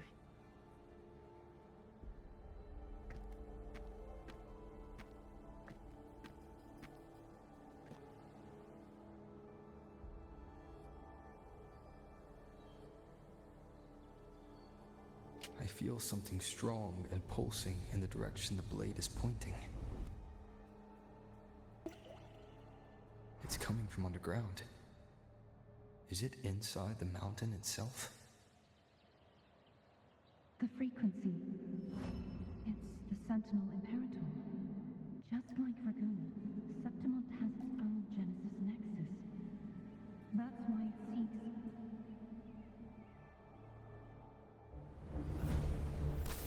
power.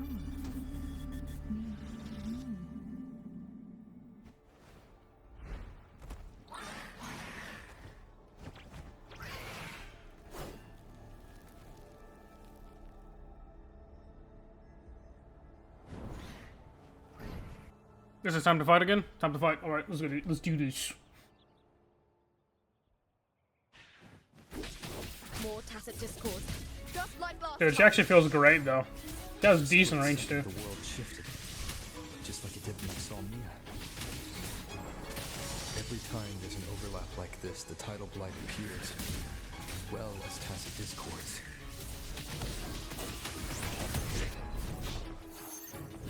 I hear cowering prey. Is that all? Feel the time. Oh, this will be fun.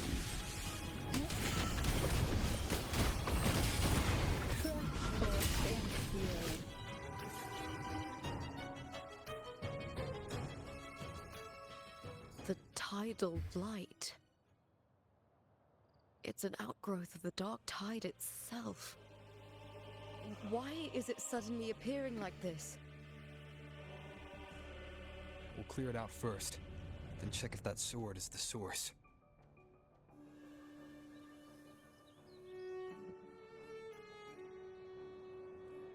Alright. Heroes Rend 1. Gather 3 or collections of heroes to charge the hero's legacy armor. When the armor is charged, aim at the mechanism. Tap the highlight button down to the hero's legacy on next access powers of skill heroes Rend. Hold the skill button and release once Rend is fully charged and cast the skill showing all destructible objects nearby. Ah, okay, so we're doing the same thing before. Why not savor this?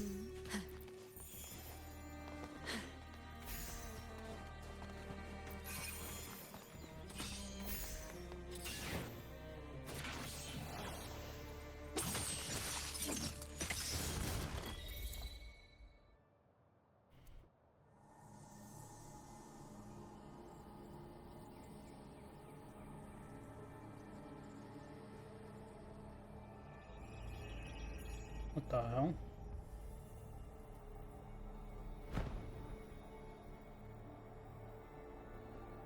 What's that sound?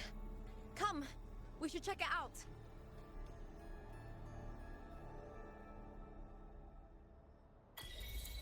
Dude, Arsene knows it feels like a Pokemon. Actually, she actually does feel like a Pokemon in this instance, bro.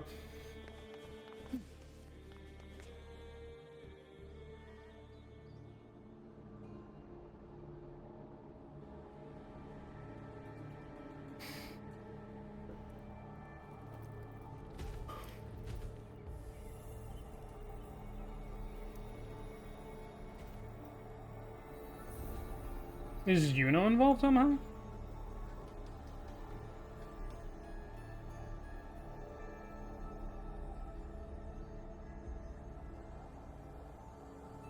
Get in there, bud.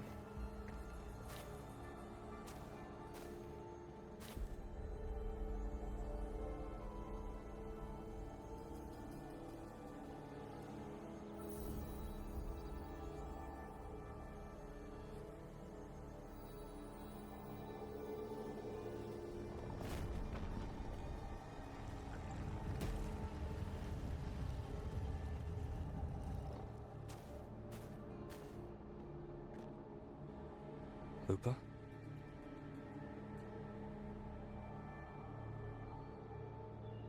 This doesn't feel like the first time I've been here. Let's go. That sounded eerie as fuck, alright.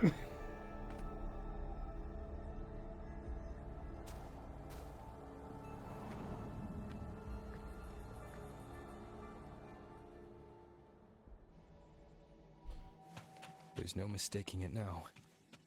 It's Imperator's frequency.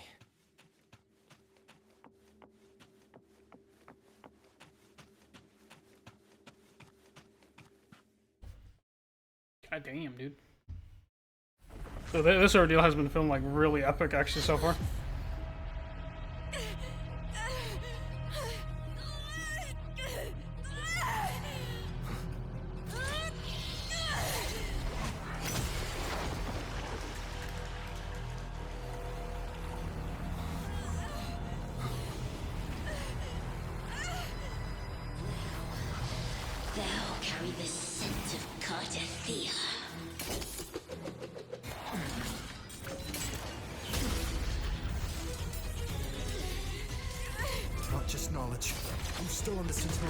Too. Lupa's role in this story isn't yours!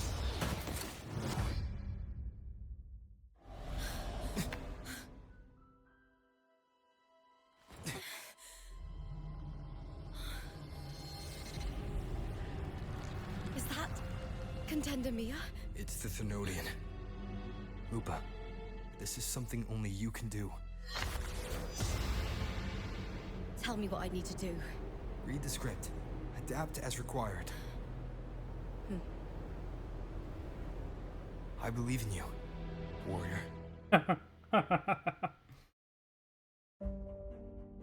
To lose our strength is the deepest fear of Septimontians. Pride hides the terror within. We fear no death, yet tremble before shame and failure. Did Domina Julia deceive me for this? I never got the chance to ask. The dark tide consumed all. Death took her, as it will take me. Today as yesterday, we weave time beneath the tide. Swim, swim, wretched yet lovely fish. Dream deeply in my fiction, on the stage of a repeating tale, waiting for the day thou shalt consume the world.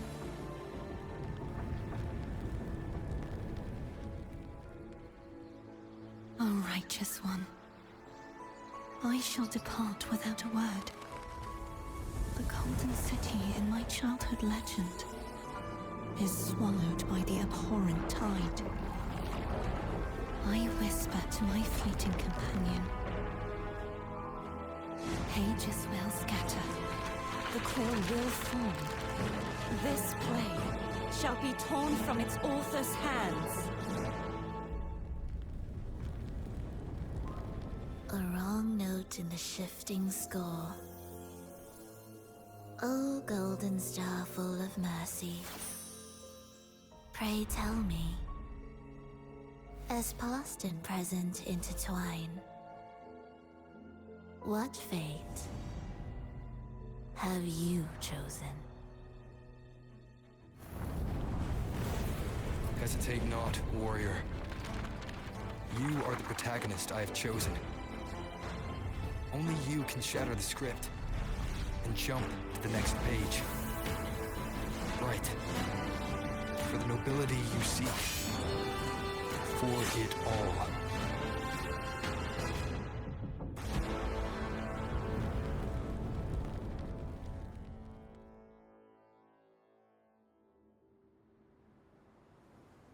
Damn, bro. Holy shit. Oh my god.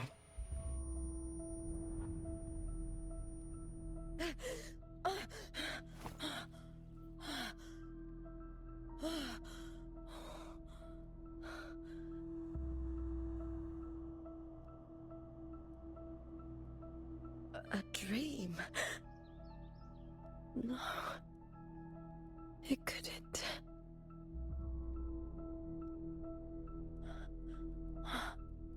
It's no dream.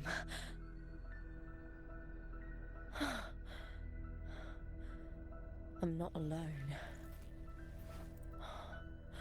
The warrior put the hope of change in my hands. This feels good. Not standing there alone on the champion's stage.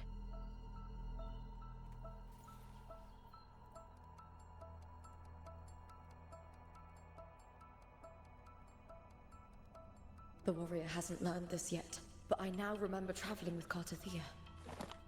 I can't be in the real world. This is a Sonoro created by the Fleurdelys. It's a realm of stories. The story of the great Aegon lasts only 3 days. Before Cartathea came here, I had wandered this same bloody story more times than I can count. The dark tide consumed Septimont, and that monstrous, half-human, half-sea creature grows ever larger. Is this the Fleurdelys' plan? To feed it with Septimont's ruins? A script. Yes, this Sonoro is like a book of plays. Each world in the Sonoro is a story that keeps repeating, like sheets of paper, all overlapping with one another. New pages keep appearing, layering over the old, and the changes in one story bleed through to the next.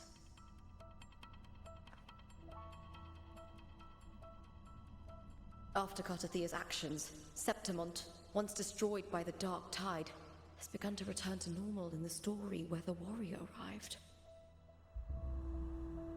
Cartathea saved me, changed my fate, and led me to the warrior, who stopped the Threnodian in the last story. So in this time, I haven't lost my memory.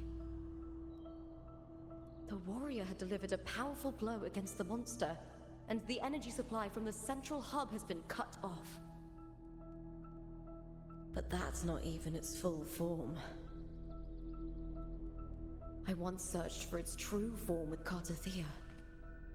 I remember now. What we see lies in the lower city's waters. I won't let your trust be misplaced.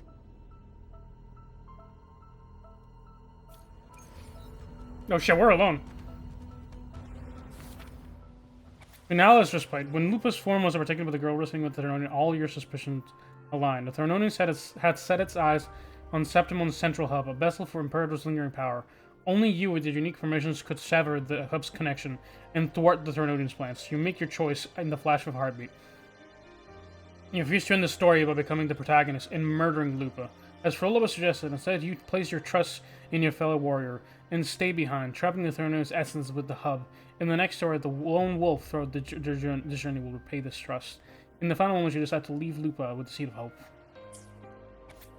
Waking from a dream, Lupa's eyes flutter open, her breath coming in ragged gasps. The sudden explosion of memories in her mind nearly made her choke. Cartathea, her brief compassion, her fellow title winner, soul me, the rover, the chaotic shift in the central hub, and the countless cycles before where Septim was swallowed by the dark tide. The sky above remained as clear as ever, and everything that had just happened felt like nothing more than a nightmare. Lupa opens her hand, the medal she and the warrior had earned together, resting in her palm, damp with sweat. She takes a deep breath, then another, before closing her fingers around it. The sharp edges dig into her skin, and the pain pulls her back into reality. It urges her to push forward. Lupa regains her lost memories and moves forward, guided by the trust you place in her.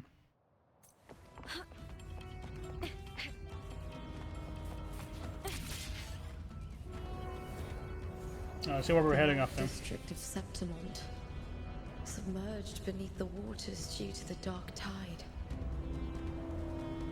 The dark tide looms over Septimont like a stubborn storm cloud. Is the warrior? No time to worry. I have to find the cause of all this, and quickly. I think the land started to become like affected by the water.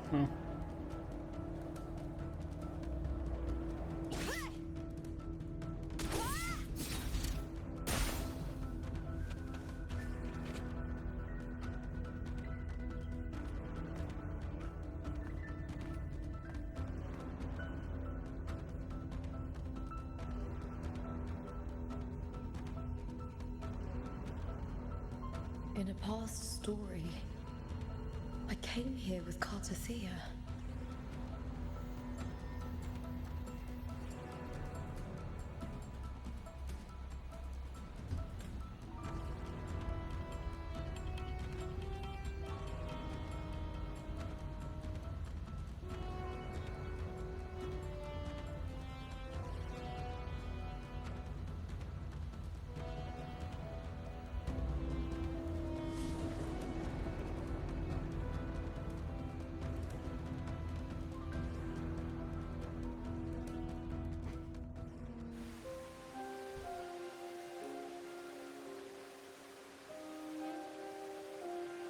Dude, this is actually so like not necessarily simple. I mean, it is crazy, but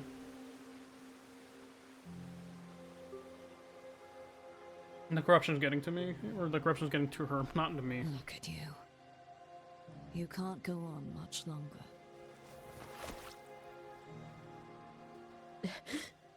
I feared as much. Then this is where we stop. Strange. I remember everything about Septimon, but I can't remember. I can't even remember remember my name. You didn't forget. Someone stole your role in the story. Even your name on the placards in the arena would be unreadable. Your existence has been erased. Only by unmaking this story can it be reclaimed. Too bad I won't last long enough to see that happen. I'm sorry, Courtesy. You saved me. But I can't help you in return.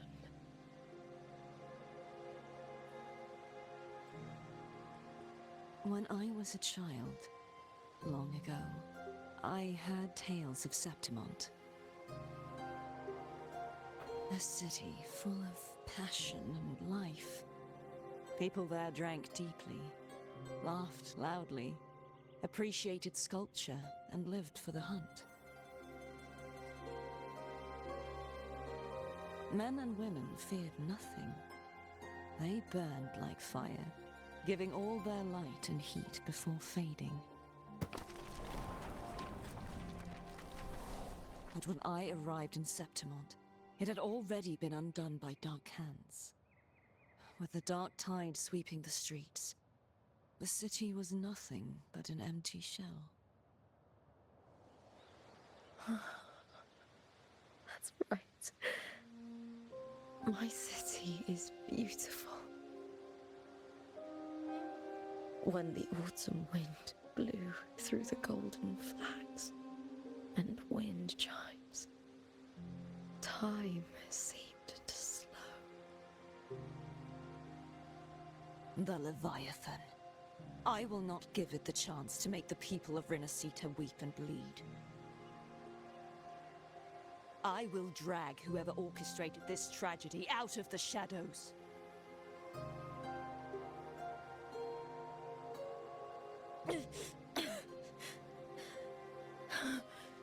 Septimont, can I leave it to you?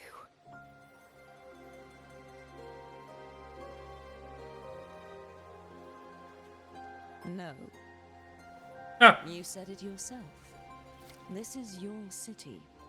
Some things only you can do.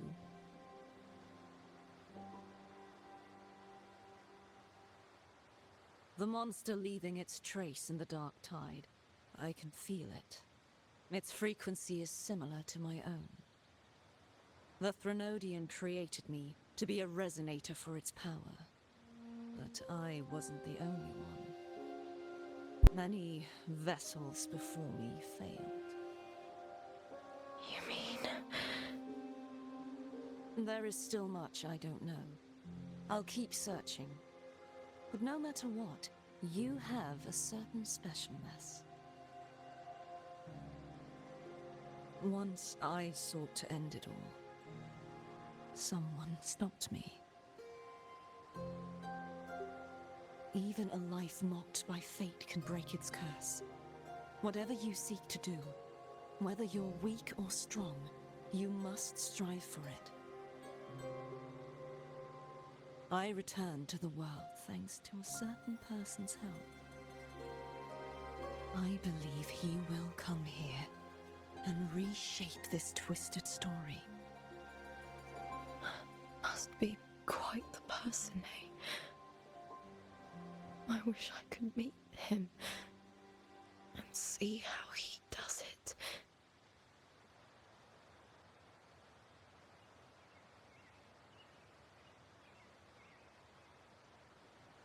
Then you will see for yourself. Victory isn't won in an instant. It takes patience and perseverance. What we can't do now, someone will carry forward later. If you want to save your city, then hold on. No matter the pain, no matter the doubts, you must keep going. Just like how you wandered Septimont before I came. Broken, yet determined to leave, to find help for the city. Jump to a new story, and bring my message to that person.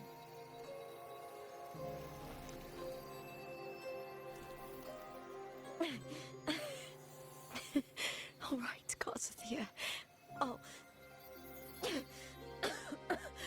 try my best.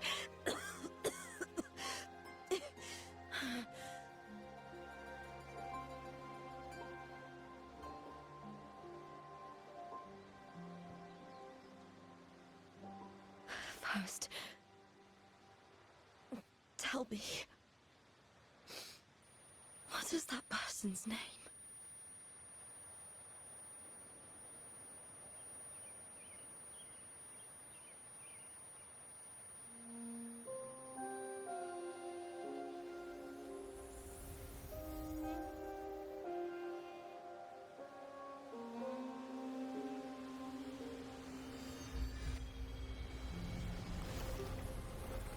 I'm close to that abnormal frequency.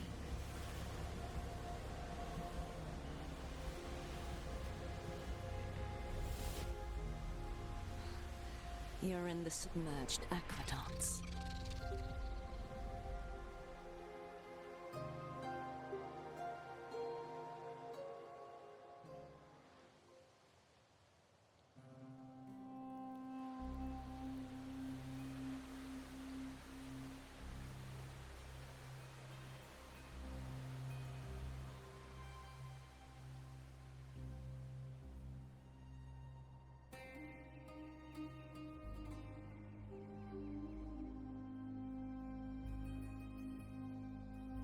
The submerged aqueducts. I remember reading about them in the Silver records. There used to be an underground waterway leading to the plains.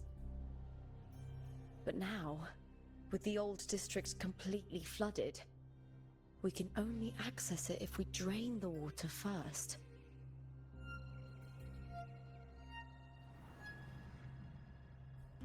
After my role was erased, Cartathea must have found the half-human, half-sea creature, and the Fraxidus. Like the warrior, she chose to remain on the closing of that page, to give new stories a fighting chance.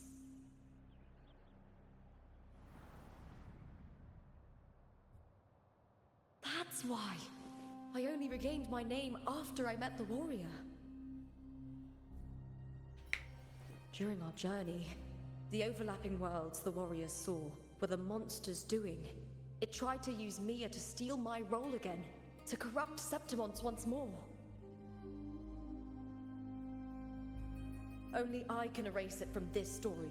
Only I can prove that I'm real and it is fake.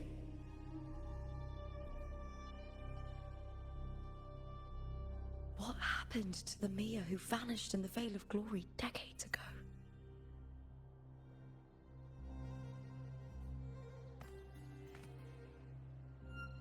After everything you went through, what did the city of Septimon mean to you?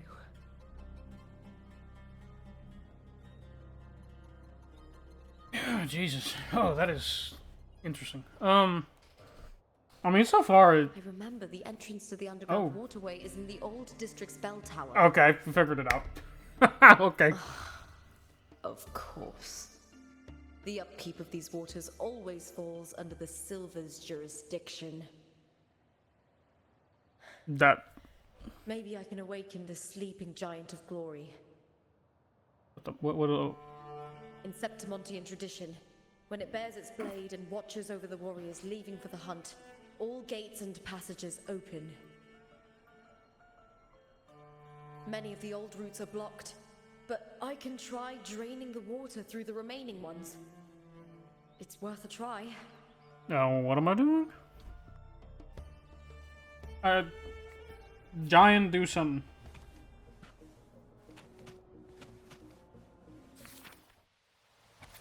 To the place of the quill. The story was drawing to its close. Cartathea could feel the world around her shifting. The buildings, statues, and even the land itself were cracking like damp paper. But it no longer mattered. She had uncovered the clue that pointed to the one responsible and was heading towards the playwright. With more Fraxis members lurking here, she was prepared for the coming battle. For the coming battle. As for the rest, Cartathea had no doubt that me, Rover, would handle it. She was his sword, and she believed in him completely. As the story nears its close, Gerthia sets off to hunt down the playwright who's behind it all. Covered in tidal blight. It has even fused into the joints. I'll need to clear this if I want to get it moving. To protect these waters, the stewards must have set up a platform with gladiator spears nearby. I'll activate the patrol unit, then grab a spear from the platform to clear out this blight. The what? May applause greet you, Lupa from El Silva.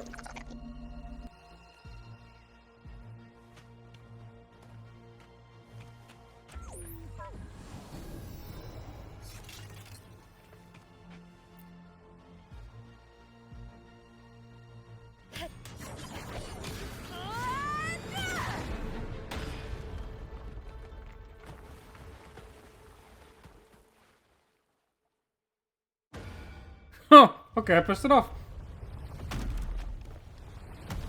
Can't just clear the head. To get it to lift its sword and open the gates, I need to clear the arms too.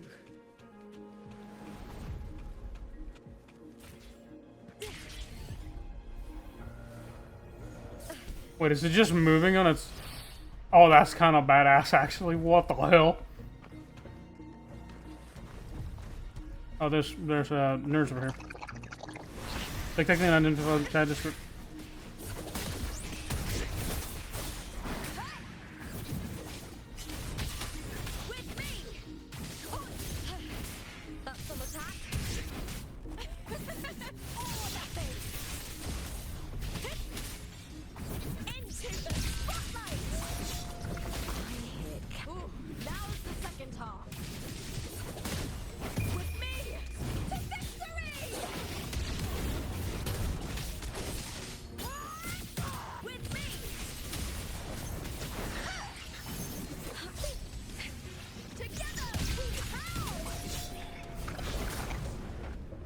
Alert and end for this signature is limited.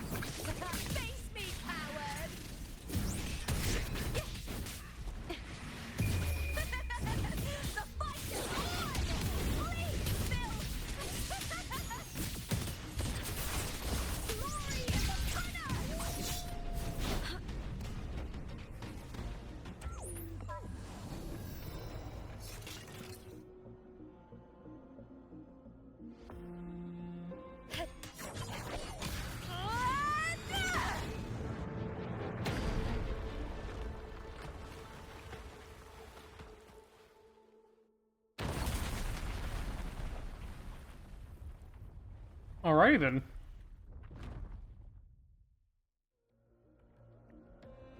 Need to check for more patrol units nearby.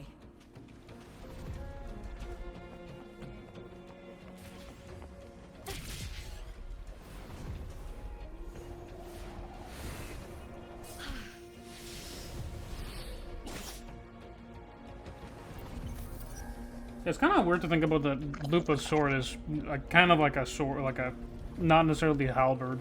I have the actual weapon, but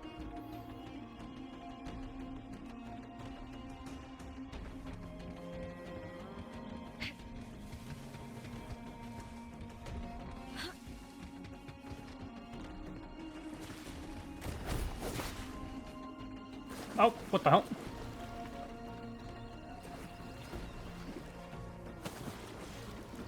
Oh, come on.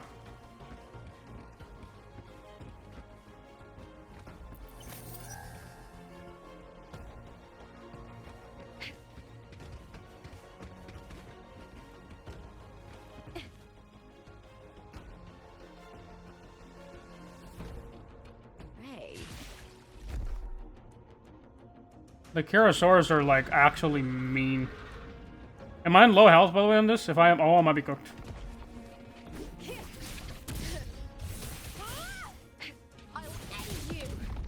Oh, come on. Pop that ult.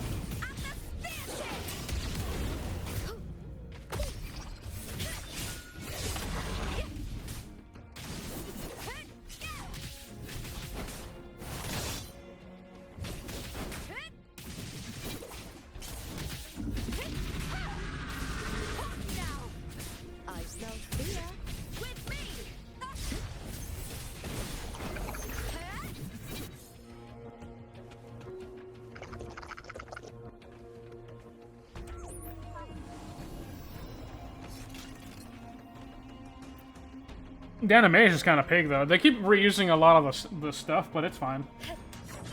Yep, these the same shit. Just wake up the fucking gladiator, dude.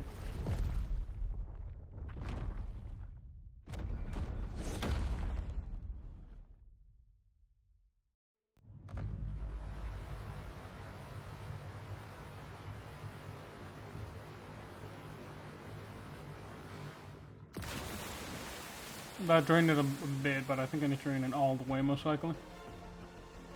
Alright. The water is drained. Time to head to the bell tower. Is that enough?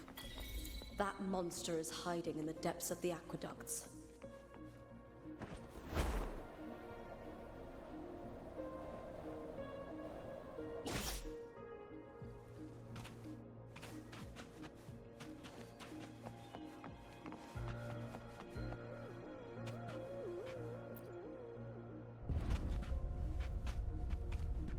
About 40% of my battery left. I think what I'm gonna be doing soon. I'm actually gonna let my phone charge after this because I gotta get through a lot more story than just all of this. But I think once we finish up the majority of this, I'm gonna let my phone recharge and then I'm gonna continue up in like a couple more hours. I think I'm definitely gonna have to like plug it in so I can continue this. Because again, I have less than 10-ish hours to finish up this story quest. But, well, not this story quest, but I have to get to Chartreuse Academy at least to clear up some of the quests that I needed to do. Between me and the heart of the aqueducts. It won't open. I'll have to find another route. Alright. Huh? Huh. The copper mirror is calling. The warrior used it to see the past. I wonder if there's anything of that here.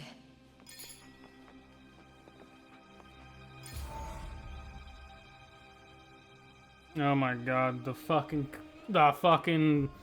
collaborators for the fucking snakes here. I've already pulled that body from the sea. Excellent, Domina Julia. Keeping one's word is the foundation of any solid partnership. I know, Septimonte's current effort doesn't quite heed the Senate's wishes, but we'll see to that. A cup of poisoned wine, a passing fly, a dagger. Fate strikes where least expected. With someone as clever and calculated as you at the helm, the House of Silver need not fear for its survival.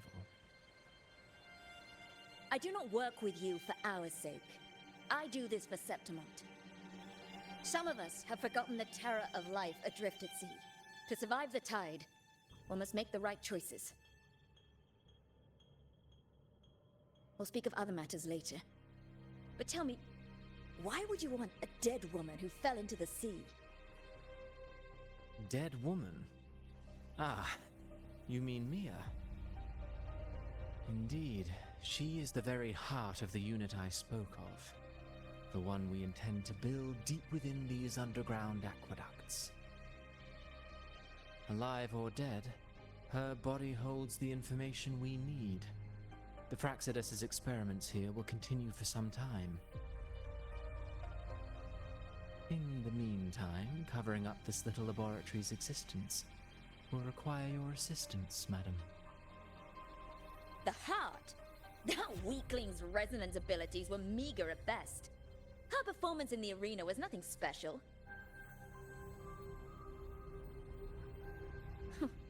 If it weren't for those incompetent fools in the Senate, using her as a puppet to shift the attention and anger of the masses, she wouldn't even have made it to the finals. Do not be upset, my dear Domina. You're absolutely right. The girl is so feeble she can't resist her creator's will in the slightest. Winning the Grand Aegon was precisely what brought the shadow of death upon her.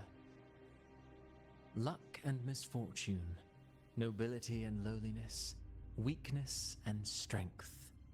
A person's nature is like two sides of a coin. And I've always found beauty in inevitable tragedies.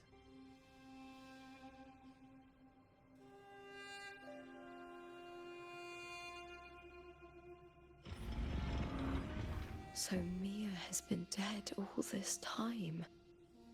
She didn't leave Septimont when she vanished. The sea took her.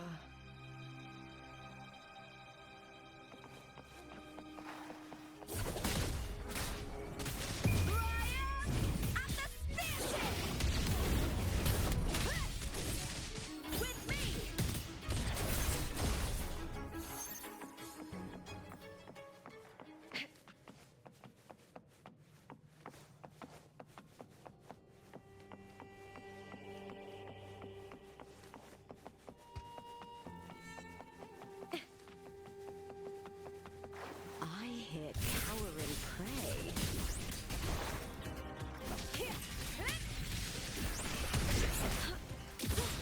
Try that again. With me. I have no idea how to feel. That is kind of just dark. So TLDR, Mia's dead. Fuck being corrupted. She's been dead the entire time.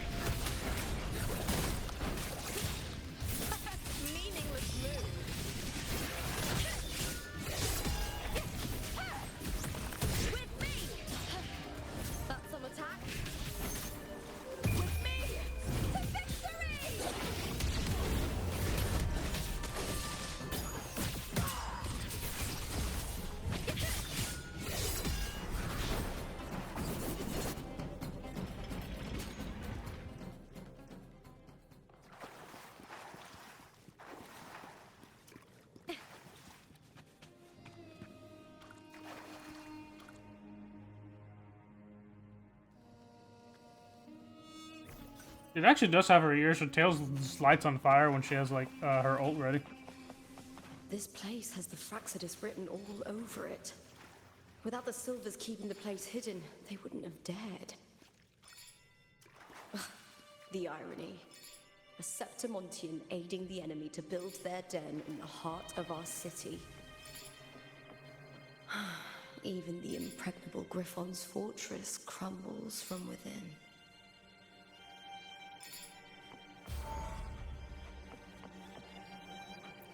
Fleurdelys and Cristoforo.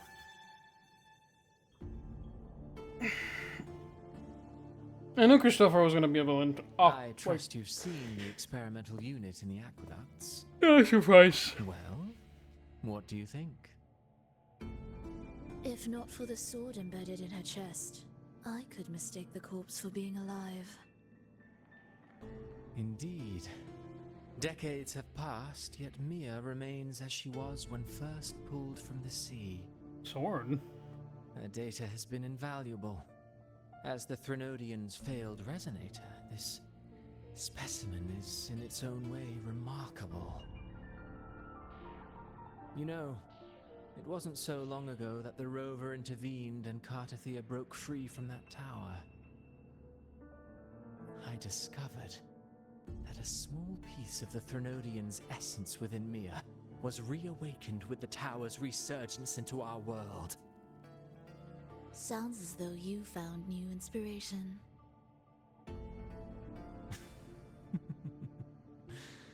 Yes. Septimont will host the Great Aegon soon. I've come up with a rather intriguing idea. Before her death, Mia also attended the tournament. I'll use that as the fictitious anchor to craft a play to rewrite reality itself. I've already discussed terms with it and reached a modest agreement. You spoke with the Threnodian. Has Leviathan already awakened? Only a fragment of it remains. A weakened, cunning shard, desperate to grow stronger. I'll fashion a story for this sea creature, enabling it to fulfill what it once sought. To have the dark tides swallow Septimont whole. The Threnodian once sought to use Mia to find Septimont's central hub in order to corrupt the beacon system. even if met with failure, it would control the champion's mind to infiltrate the city's upper echelons. Oh well, it all failed in the end. In the face of her futility to resist corruption, that girl chose death. She drove a sword into her heart and leapt into the sea before choking on her own blood. Fascinating, isn't it? Faced with the same predicament, strength and weakness still make a difference. The Blessed Maiden single-handedly thwarted the Threnodians' designs in Raguna, but this poor soul had no choice but to take her own life. A death so theatrical, so saturated with sorrow. How poetic. How beautifully tragic. I don't care for your taste, Cristoforo. I'm really curious. What ending have you penned for Septimont this time?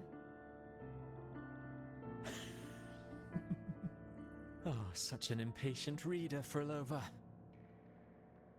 This play is nothing more than an amplifier, designed to nurture the Threnodians' lingering power. Once it grows large enough, I'll overlay the Sonoro onto reality.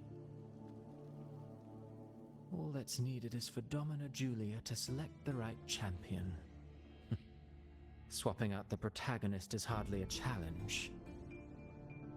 Once the sea creature grows within the cradle I forged from the dark tide, the hymn of journeying paradise will spread from Septimont across Rinascita.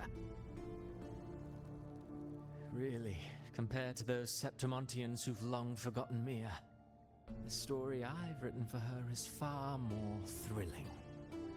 Don't you agree? And what if it fails?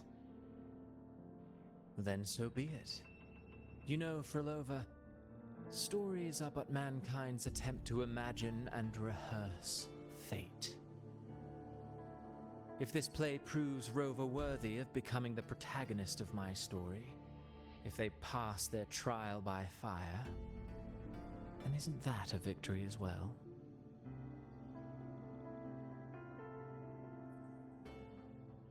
Holy shit. Disgusting. To treat Septimont like a plaything. Unforgivable. What is so poetic or romantic about a story where someone is driven to death?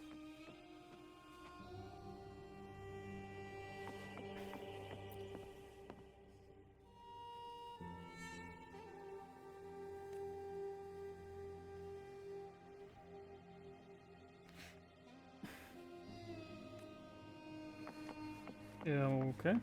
I'm kind of curious. I'm gonna look around a little bit more. What is this? No, I have to go a bit deeper.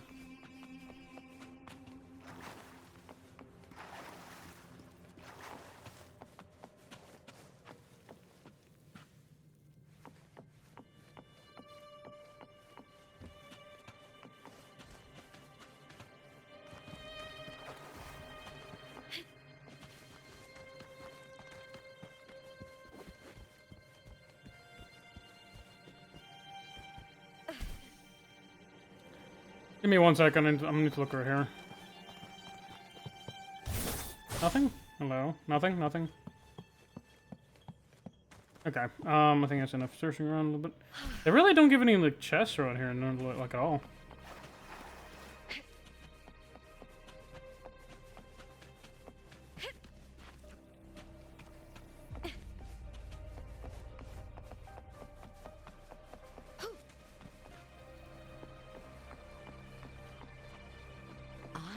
Cowering prey. Together we howl! With me to victory!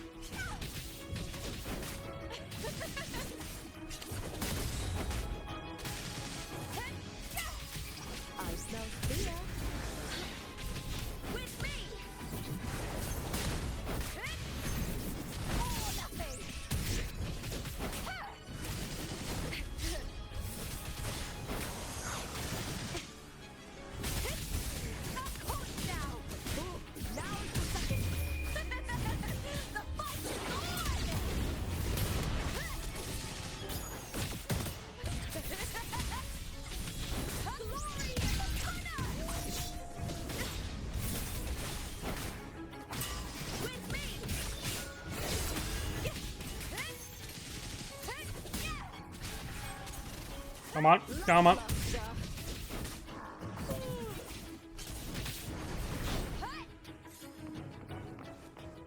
Oh, we're gonna smash something? Okay.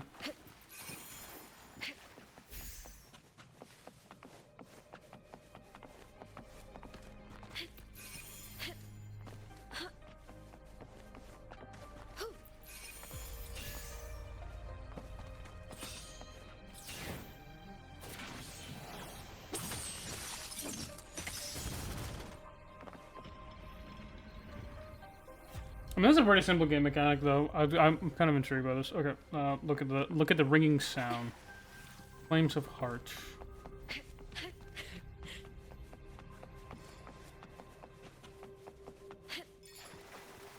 With me.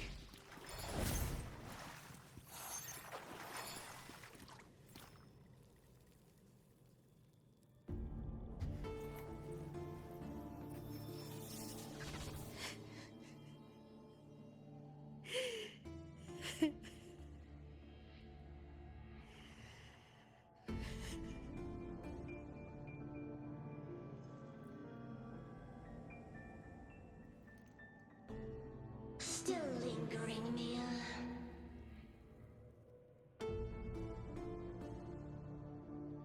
Lady of the Sea. A fading reverberation that should have dissolved in the deep long ago.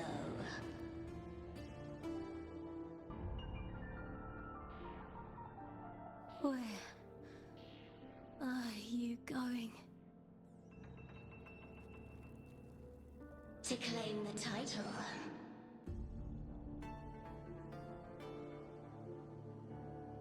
Was that not your unfulfilled wish?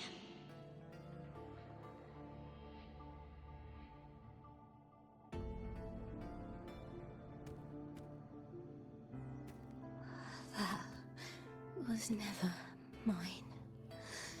The arena.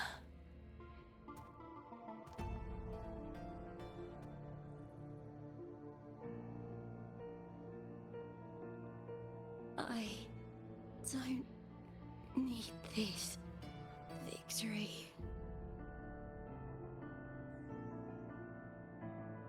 But I do. Without a champion and the lion beast, I cannot touch the central hub left by Imperator.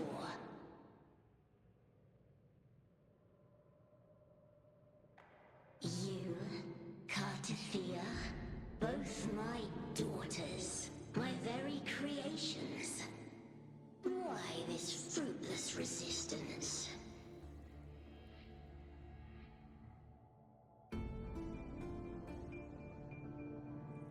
Has Septimont ever granted you kindness?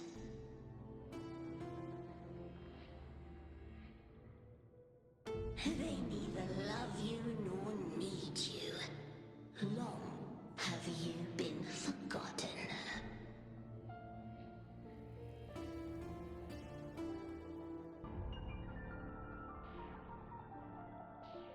We were raised by them.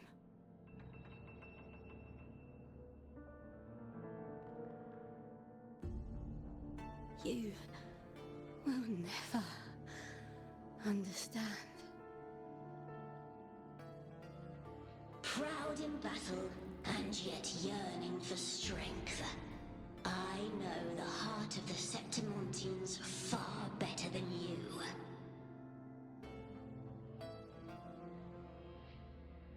Mia, you are simply too afraid to face their true nature. You choose to deceive yourself. You cannot admit that they used you and then cast you aside. You cannot accept that from the start you were insignificant.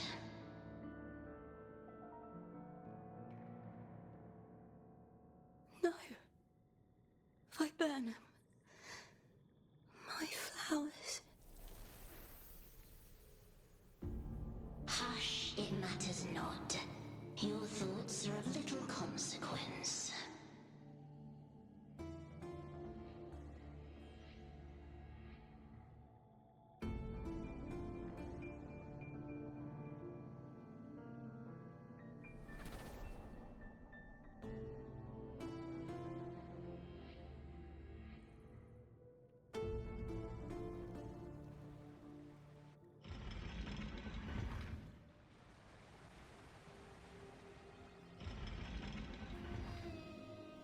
What the hell?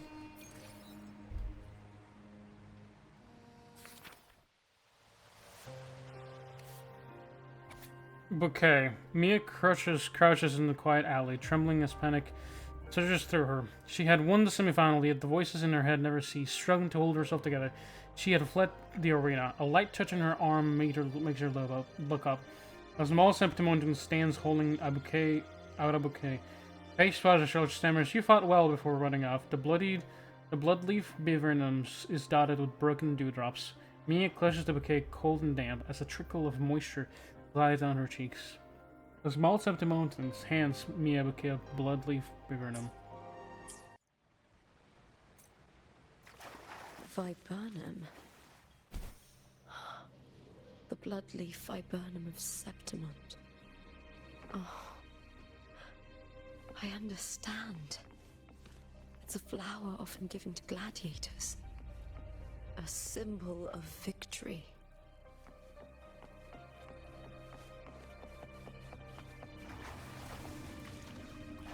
Oh, lovely, a little anchor here.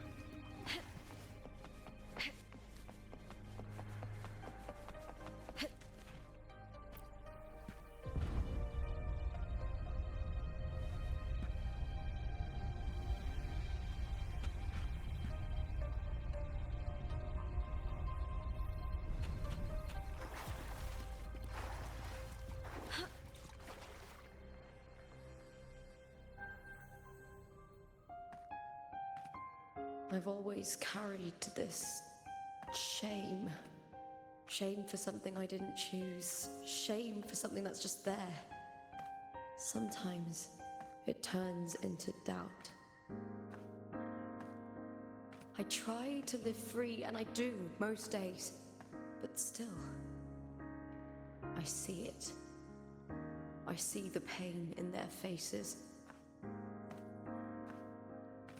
And the ones who fall behind, the ones who leave the field beaten, the ones who pin all their hopes on me.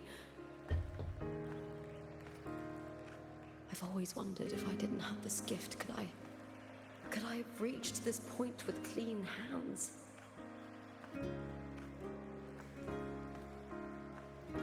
Should I have judged those who trampled the rules to survive? Or was I blind to my own arrogance?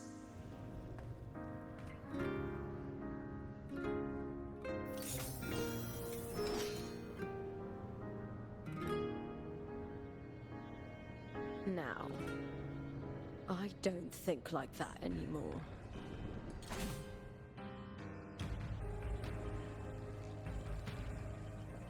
The warrior is stronger than me, no doubt, but he treats everyone the same.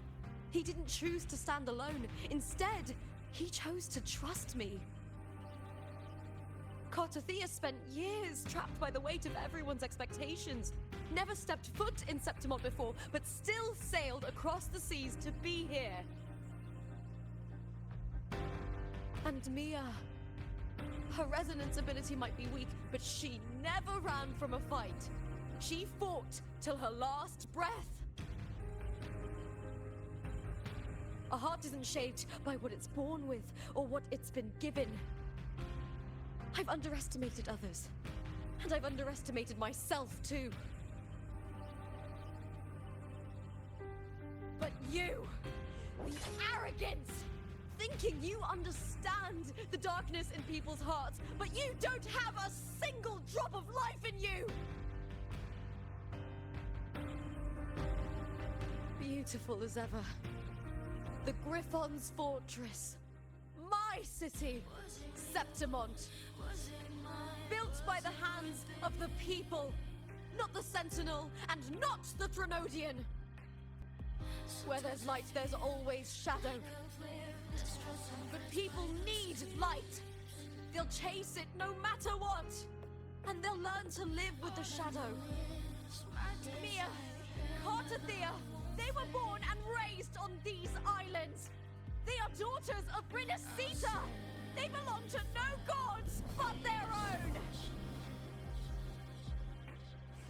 Was it real? Was it mine? Was it worth it?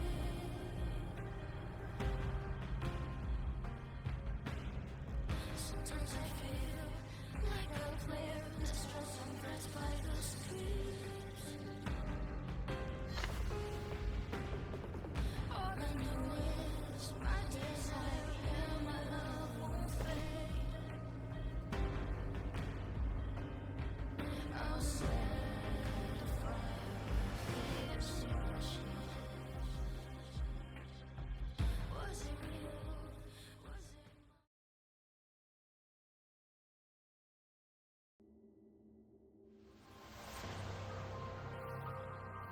Oh my... That looks so cool, actually. Hold on. What the hell? To be a puppet.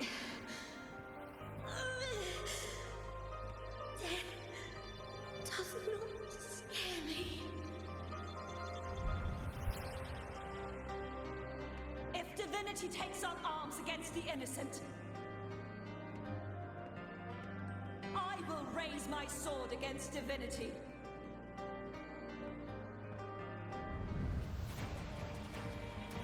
I heard your request. But I prefer to handle this my way.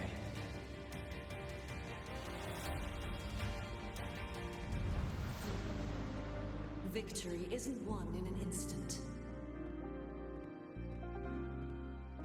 It takes patience and perseverance. I believe in you. Warrior.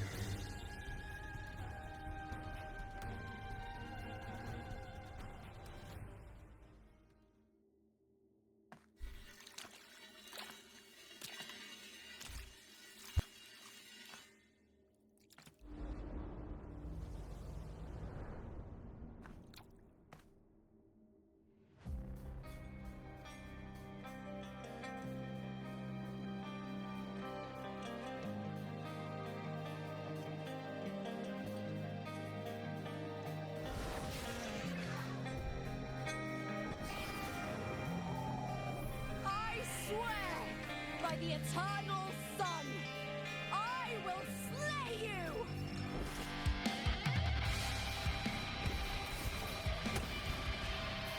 Yo, that's music vibing, holy. Alright, let's go, dude. Oh.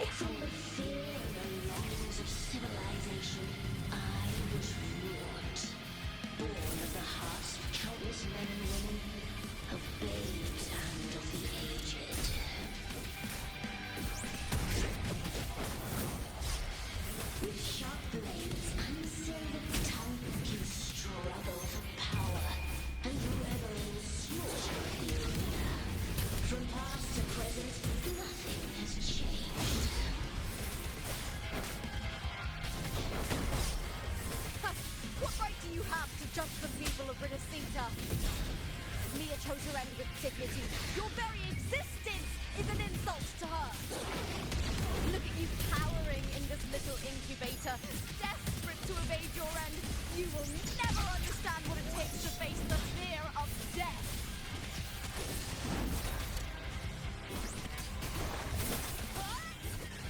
I smell fear. The fight is on! Die, evil! That's on attack. With me! Glory in the corner! Dude, this is actually such a fucking cool fight, though. She actually feels great.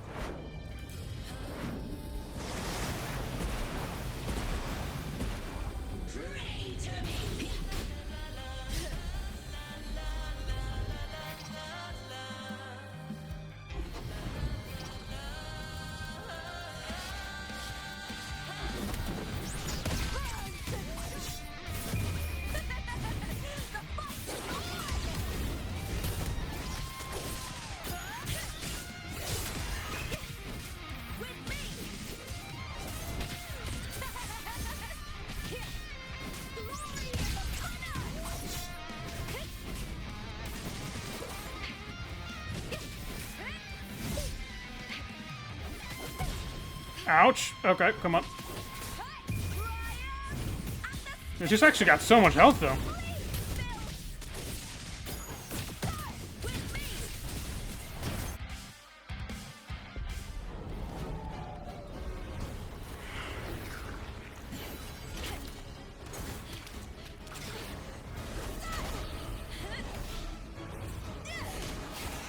Dude, that was actually such an epic fight, dude. I really wish I could have taken it and just fought it in my, like... Greatness has no summit, and victory is never the final word. Dude, this music goes so hard, though. Pitiful! Cry! Love!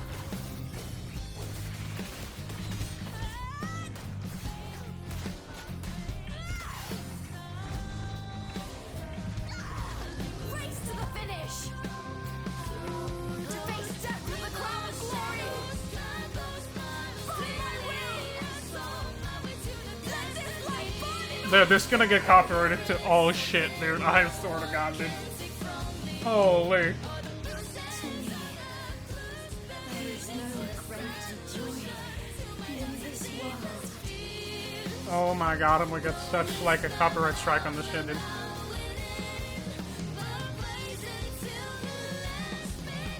What a shame. Seems the play I've written isn't well received.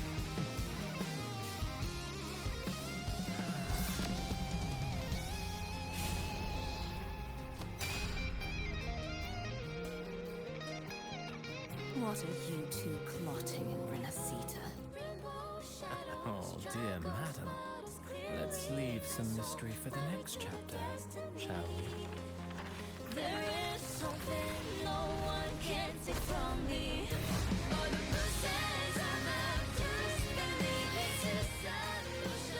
Yeah, this is gonna get copyrighted to oh shit, dude. It's so good. Oh my God.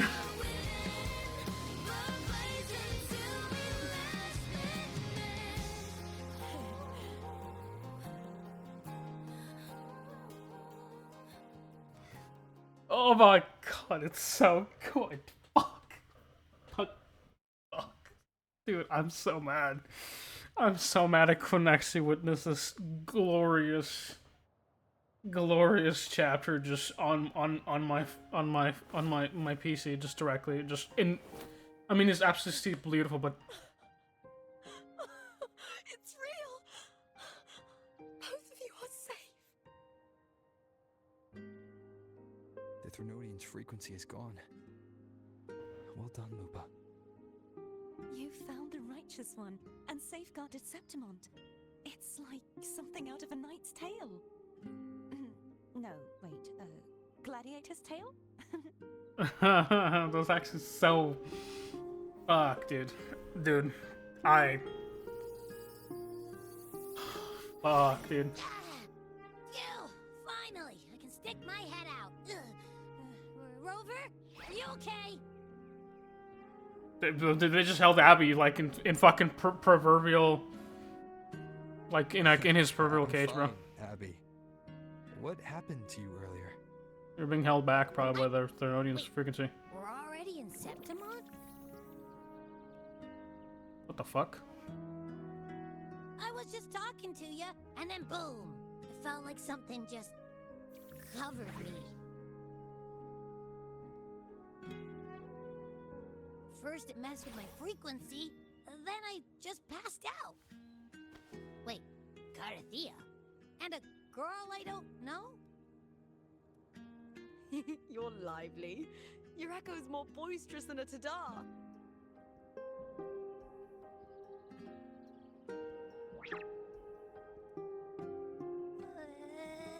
What happened while I was out? God knows. I God think knows. it's time we compare notes. Let's fill in this story's blanks, shall we? Dude, actually peak fucking dude, this fucking thing has been like actually so enjoyable.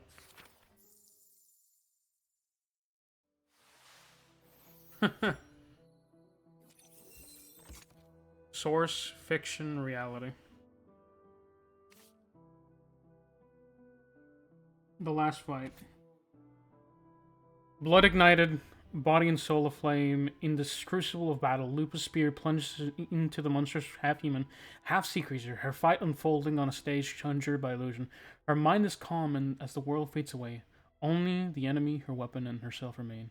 The gladiator's agon, interrupted decades ago by the Threnodian's corruption, finally reaches its conclusion. At this moment, Lupa is no longer weighed down by the questions of strength. Weakness, Sentinel or Threnodian. Only a single pure thought remains. To be a gladiator is a thing of joy. Lupa defeats the Lady of the Sea. After a relentless battle, Mia's revelation is finally free from its curse. Reunion. As you walk out of the central hub of Mill Connection pulses within your tassel mark, you turn around and see Cardathia is slowly gliding down from the sky and landing before you. After days of separation, you finally reunited. She looks into your eyes, cracks a smile, and gestures in a different direction. Together you walk to welcome the lone wolf returned from the flames. Lupa embraced both of you tightly, and you feel her tremble as worry gives way to delight. As seeing both of you, her words choke as tears fall. You pat her gently in the head. To soothe her. This is a story co-written by you, Cardathia and Lupa. Now it's coming to an end. The three of you reunite together. You are the true playwrights of the story.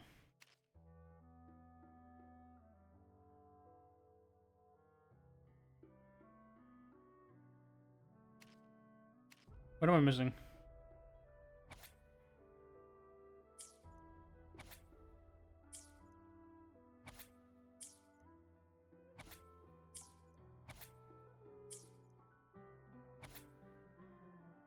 Cardathia had roamed the Cecil City with Gladiator Girl for days before she was erased. She had caught a fleeting glimpse of the massive fish's silhouette and saved the nameless one from Dark Tide. Cardathia was certain this place was not part of the real world, but the widespread destruction had stalled her search for answer. The Gladiator Girl had forgotten who she was. But her survival alone marked her as extraordinary. Cardathia helped this very uniqueness might serve as a beacon to carry their story forward. Cardathia could only help search. She had to find the half-human, half-sea creatures, the third Odin abomination, its very sister. Cardathia travels to the Miss One in this delicious from the abomination created with Odin. So, we actually, I think I'm going to pause it here for now. Particularly more because I'm running out of, actually, we have 23%, alright. I don't know how long this is going to go on. Let me see what part we're in right now. Because the problem is, if I continue and then my phone shuts off, I actually have to edit a bit of that. Mostly probably just pause it and then we continue on this one. Extra information. The story has been written, Journey, the burial ground of the heroes, and right for the ending of it. Okay, fuck it, we'll do it. Alright, we're going to compare with Lupa first, I think. The event that brought forth the Dark Tide, it must have been my death. After that, the details of the story blur. It repeated so many times. It's hard to remember everything. All I remember is wandering the desolate city streets in a Septimont corrupted by the Dark Tide, unable to escape, until I met Cardathia. She saved me. But in that story, we couldn't fully resolve the source of the disaster. Then in another story, I encountered you, my fellow warrior. After we parted, I awoke in yet another story, in the Vale of Glory, where I finally saw the Threnodian's true form in the submerged aqueducts. It had taken control of Mia's corpse, and was using the Fraxidus Sonoro to grow its power. After defeating it, the Sonoro began to collapse. I passed through those crumbling pages to find you. Is there anything else you want to know? I'll hold nothing back. This is pretty hard to fucking ask about. Tell me about your death. Tell me about your journey with Cardathia. Tell me about me and the Threnodian. Cardathia saved me. The me who had lost her role and her memories. We wandered the abandoned city of Septimont and pieced together that the Fraxidus and the Threnodian were the true architects of the chaos. Yet in the end, my role was claimed by the Threnodian, and my body disappeared before Cardathia's eyes. But before I was lost to oblivion, Cardathia gave me a sliver of her frequency. I think it was that frequency that unknowingly led to our paths crossing in the story. Is there anything else you want to know? I'll hold nothing. Many years ago, Mia cast herself into the sea to escape the Threnodian's control. But Domina Julia recovered her broken body from the depths and handed it over to the Fraxidus. For years, they subjected her remains to twisted experiments until the Threnodian's essence, still lingering within her, finally awakened. The Threnodian took control of Mia's corpse, turning it into a half-human, half-sea creature monstrosity. It formed an alliance with the Fraxidus. The last trace of Mia's reverberation was forced to be part of it. Okay, I'm up. Tortured and ravaged. The fucking... I didn't know the message also appeared in the fucking top of my phone, too. What the fuck? That actually made me laugh a little bit, dude. What the hell? Is there anything else you want to know? I'll hold nothing. My death. Well, I'll start from the very beginning. My journey to win the championship. I had failed to expose the family's match fixing. After being deceived by Domina Julia and winning the title on my own, my memories became a blur. I was probably under some form of control. The last thing I clearly remember was standing in the central hub in the Veil of Glory, pressing my spear into something that resembled a control panel. Then the dark tide began to surge. In the end, all of Septimont was swallowed by it. I'm not sure when all this started, or where the line between the reality I knew and the Sonora world created by the Fraxidus began to blur. But in those 3 days of the story where Cartothea didn't rescue me, I would always die on the first day, helplessly watching as my home slowly crumbled to dust. Is there anything else you want to know? Oh, the script and the copper mirror you gave me. I'll return them to you now. It was a long story, but the ending turned out well. Though, thinking of Mia still upsets me. Her reverberations, trapped in that monstrous body. I can't imagine her suffering over the last 20 years. When you defeated the Threnodian, you also set her free. Yes, it was an honor to have that final battle with her.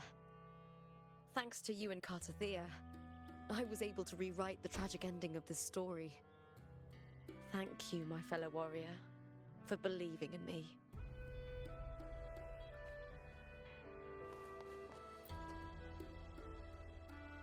When I sensed the Threnodian's power here in Septimont, I immediately set out to find its source. Okay. It was quite sudden. I slipped through the smallest of cracks to enter this Sonoro, which severed my contact with the outside world. I found Lupa in the city. She had lost her role. We traveled together for a time, and discovered the architects of the destruction, the Fraxidus playwright Cristoforo, and the Threnodian. Sadly, the playwright did eventually erase Lupa's existence. As for me, I descended into the submerged aqueducts where I found the Threnodian. It had inhabited Mia's remains and was hiding within an experimental unit. Unfortunately, I was unable to eliminate it entirely. It evaded me, slipping into hiding. I reasoned that you would sense the anomaly and come to Septimont, so I sought to offer you my aid. I battled the playwright, and in doing so, stripped him of his ability to control the script. Afterward, he, along with the other Fraxidus overseers, fled from me. With that, the Sonoro began to collapse. It was then that we finally met. Is there anything else you wish to ask, Righteous One? Tell me about the roles and stories, some of the Threnodian and Central. Tell me about the other Fraxidus leaders. Lupa and I formed a few theories during our investigation, though they may not be entirely accurate.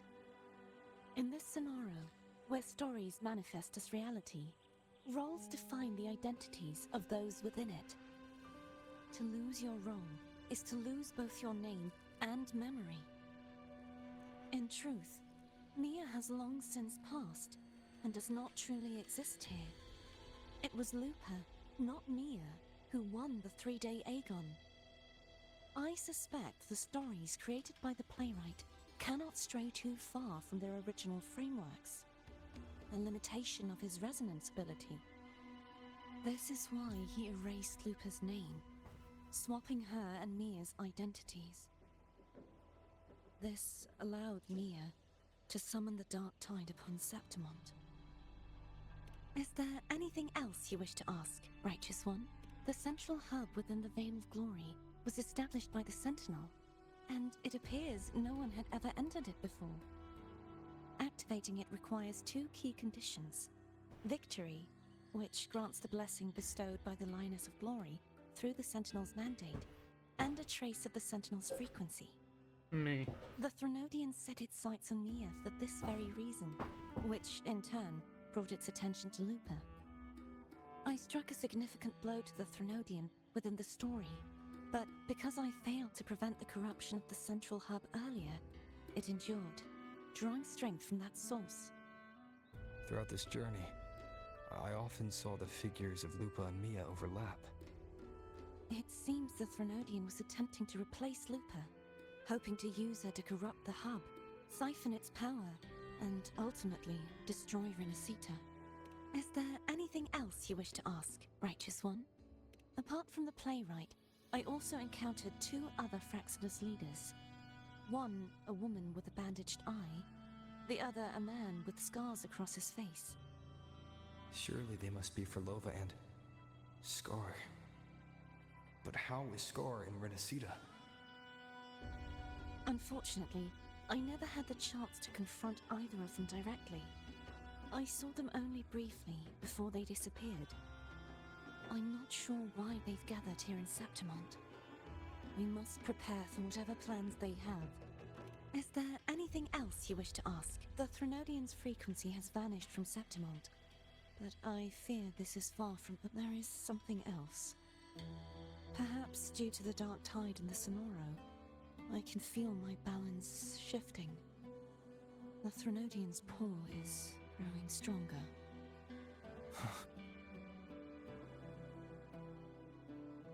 Now that I think of it, this could very well be part of the Fraxidus' plan.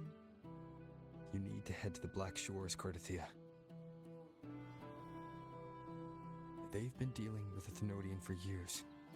You should go there and run some tests. They'll know how to handle what's coming.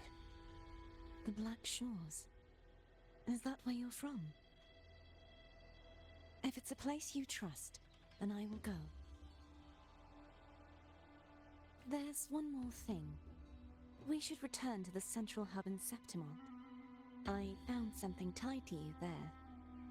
Tied The to central me? hub. Good timing. There's something I need to handle in the Veil of Glory, too. Let's set off together. Alright, lovely. I have very little time. Alright. 20%. Let's do this. What? Oh, this will be fun. What the hell?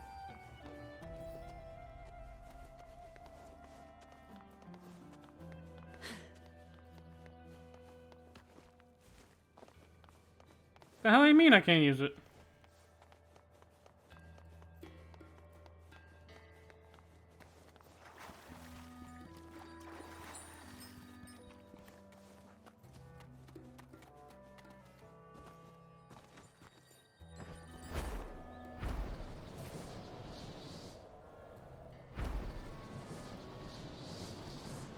There must be a weird area in the game.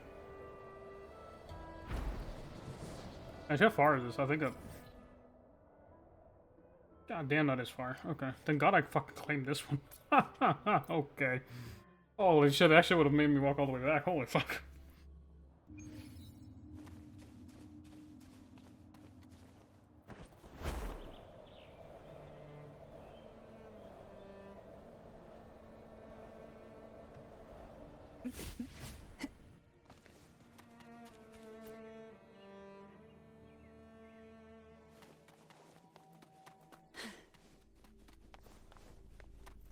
Why not savor this,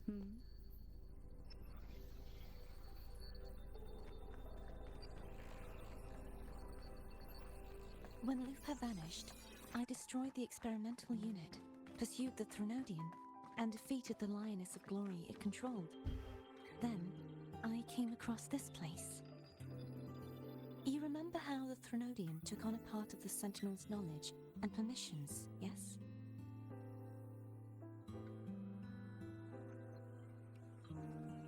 For the Sentinel, the information stolen was their very memories. For this reason, Even the Sentinel forgot that before merging with the Threnodian, they transferred some of their knowledge to the central hub in Septimont. The knowledge they would later forget. It was a secret, one the Threnodian should never learn. The Sentinel moved it there for safekeeping. Within it, I found a special frequency. A part of it felt like yours. I believe it's what the Sentinel left for you, so I took it.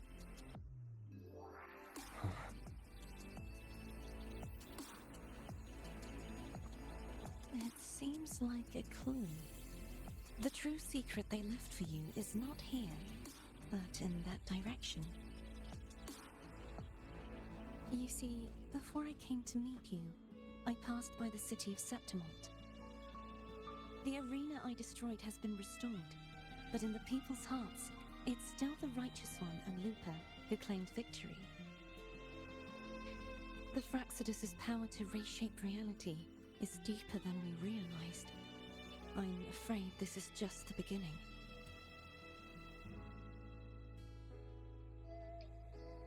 I once believed the Threnodians sought to use the Fraxidus to regain power, but its true goal is the central hub.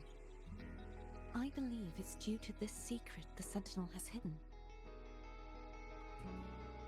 That direction, it leads to the hunting grounds.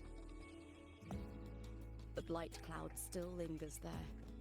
When the high tide comes, Septimontians hunt and cull the spawning Tacit Discords. The dark tide connects everything. I cannot pinpoint where the Sentinel's message lies. I'm afraid you must go there yourself. But the worst of the storm has passed. Let's take a moment to rest. That's facts. Facts. I'm pretty tired, and I got 50% battery, so we're chilling. Lupa, will you be our tour guide? Show us the sights and glories of Septimont? I'd love to hear more about what you mentioned earlier. The wind blowing through golden... Of course. It would be my honor. Oh, hold on. But before we go, there's something I need to do first. What?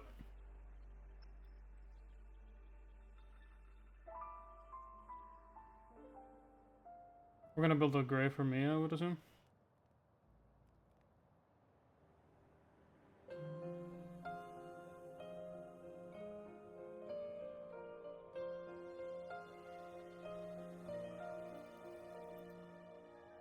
Travel through a silver veil above the drifting mist. It's Mia's blade. It's Mia's sword. I went through a lot to bring it back. The monster is gone now.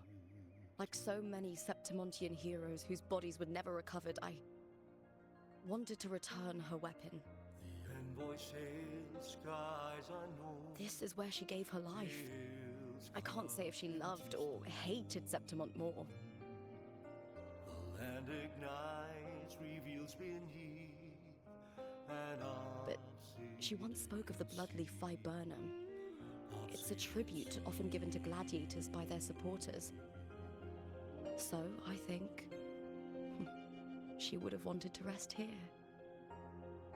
Griffins call, banners gold,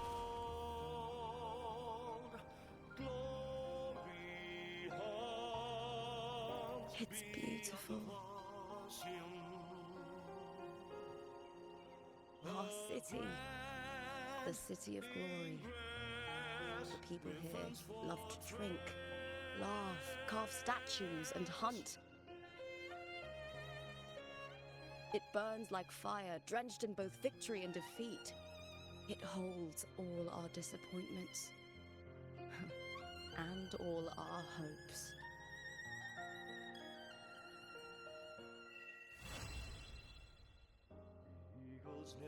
Dude, a good story will render you speechless. I am in awe. I'm actually not. This is where we're gonna end it, I think. We're gonna read up the last of the, I think the last bit of the, whatchamacallit, that's kind of story that we get. Let me see what we got. Solace Tavern Flyer. Still buzzing about the last great event, can't wait to see Gladiators in action again. The upper tournament is in the horizon. The qualifiers are on the way. This is their shot chance to witness the new legends. Solace is bringing you live coverage of every match and best rings, all on the house for the entire tournament. Okay. But yeah, more than anything, I think once I finish this up, I think for me personally, what I'm gonna do is I will be sitting down, just charging it, and honestly, just taking a minute. It's actually been such a nice thing. 3 hours is typically what it seems like the chapters continue. I think this is not the end of this Rinascita's kind of story quest. I think we still have like a lot to go.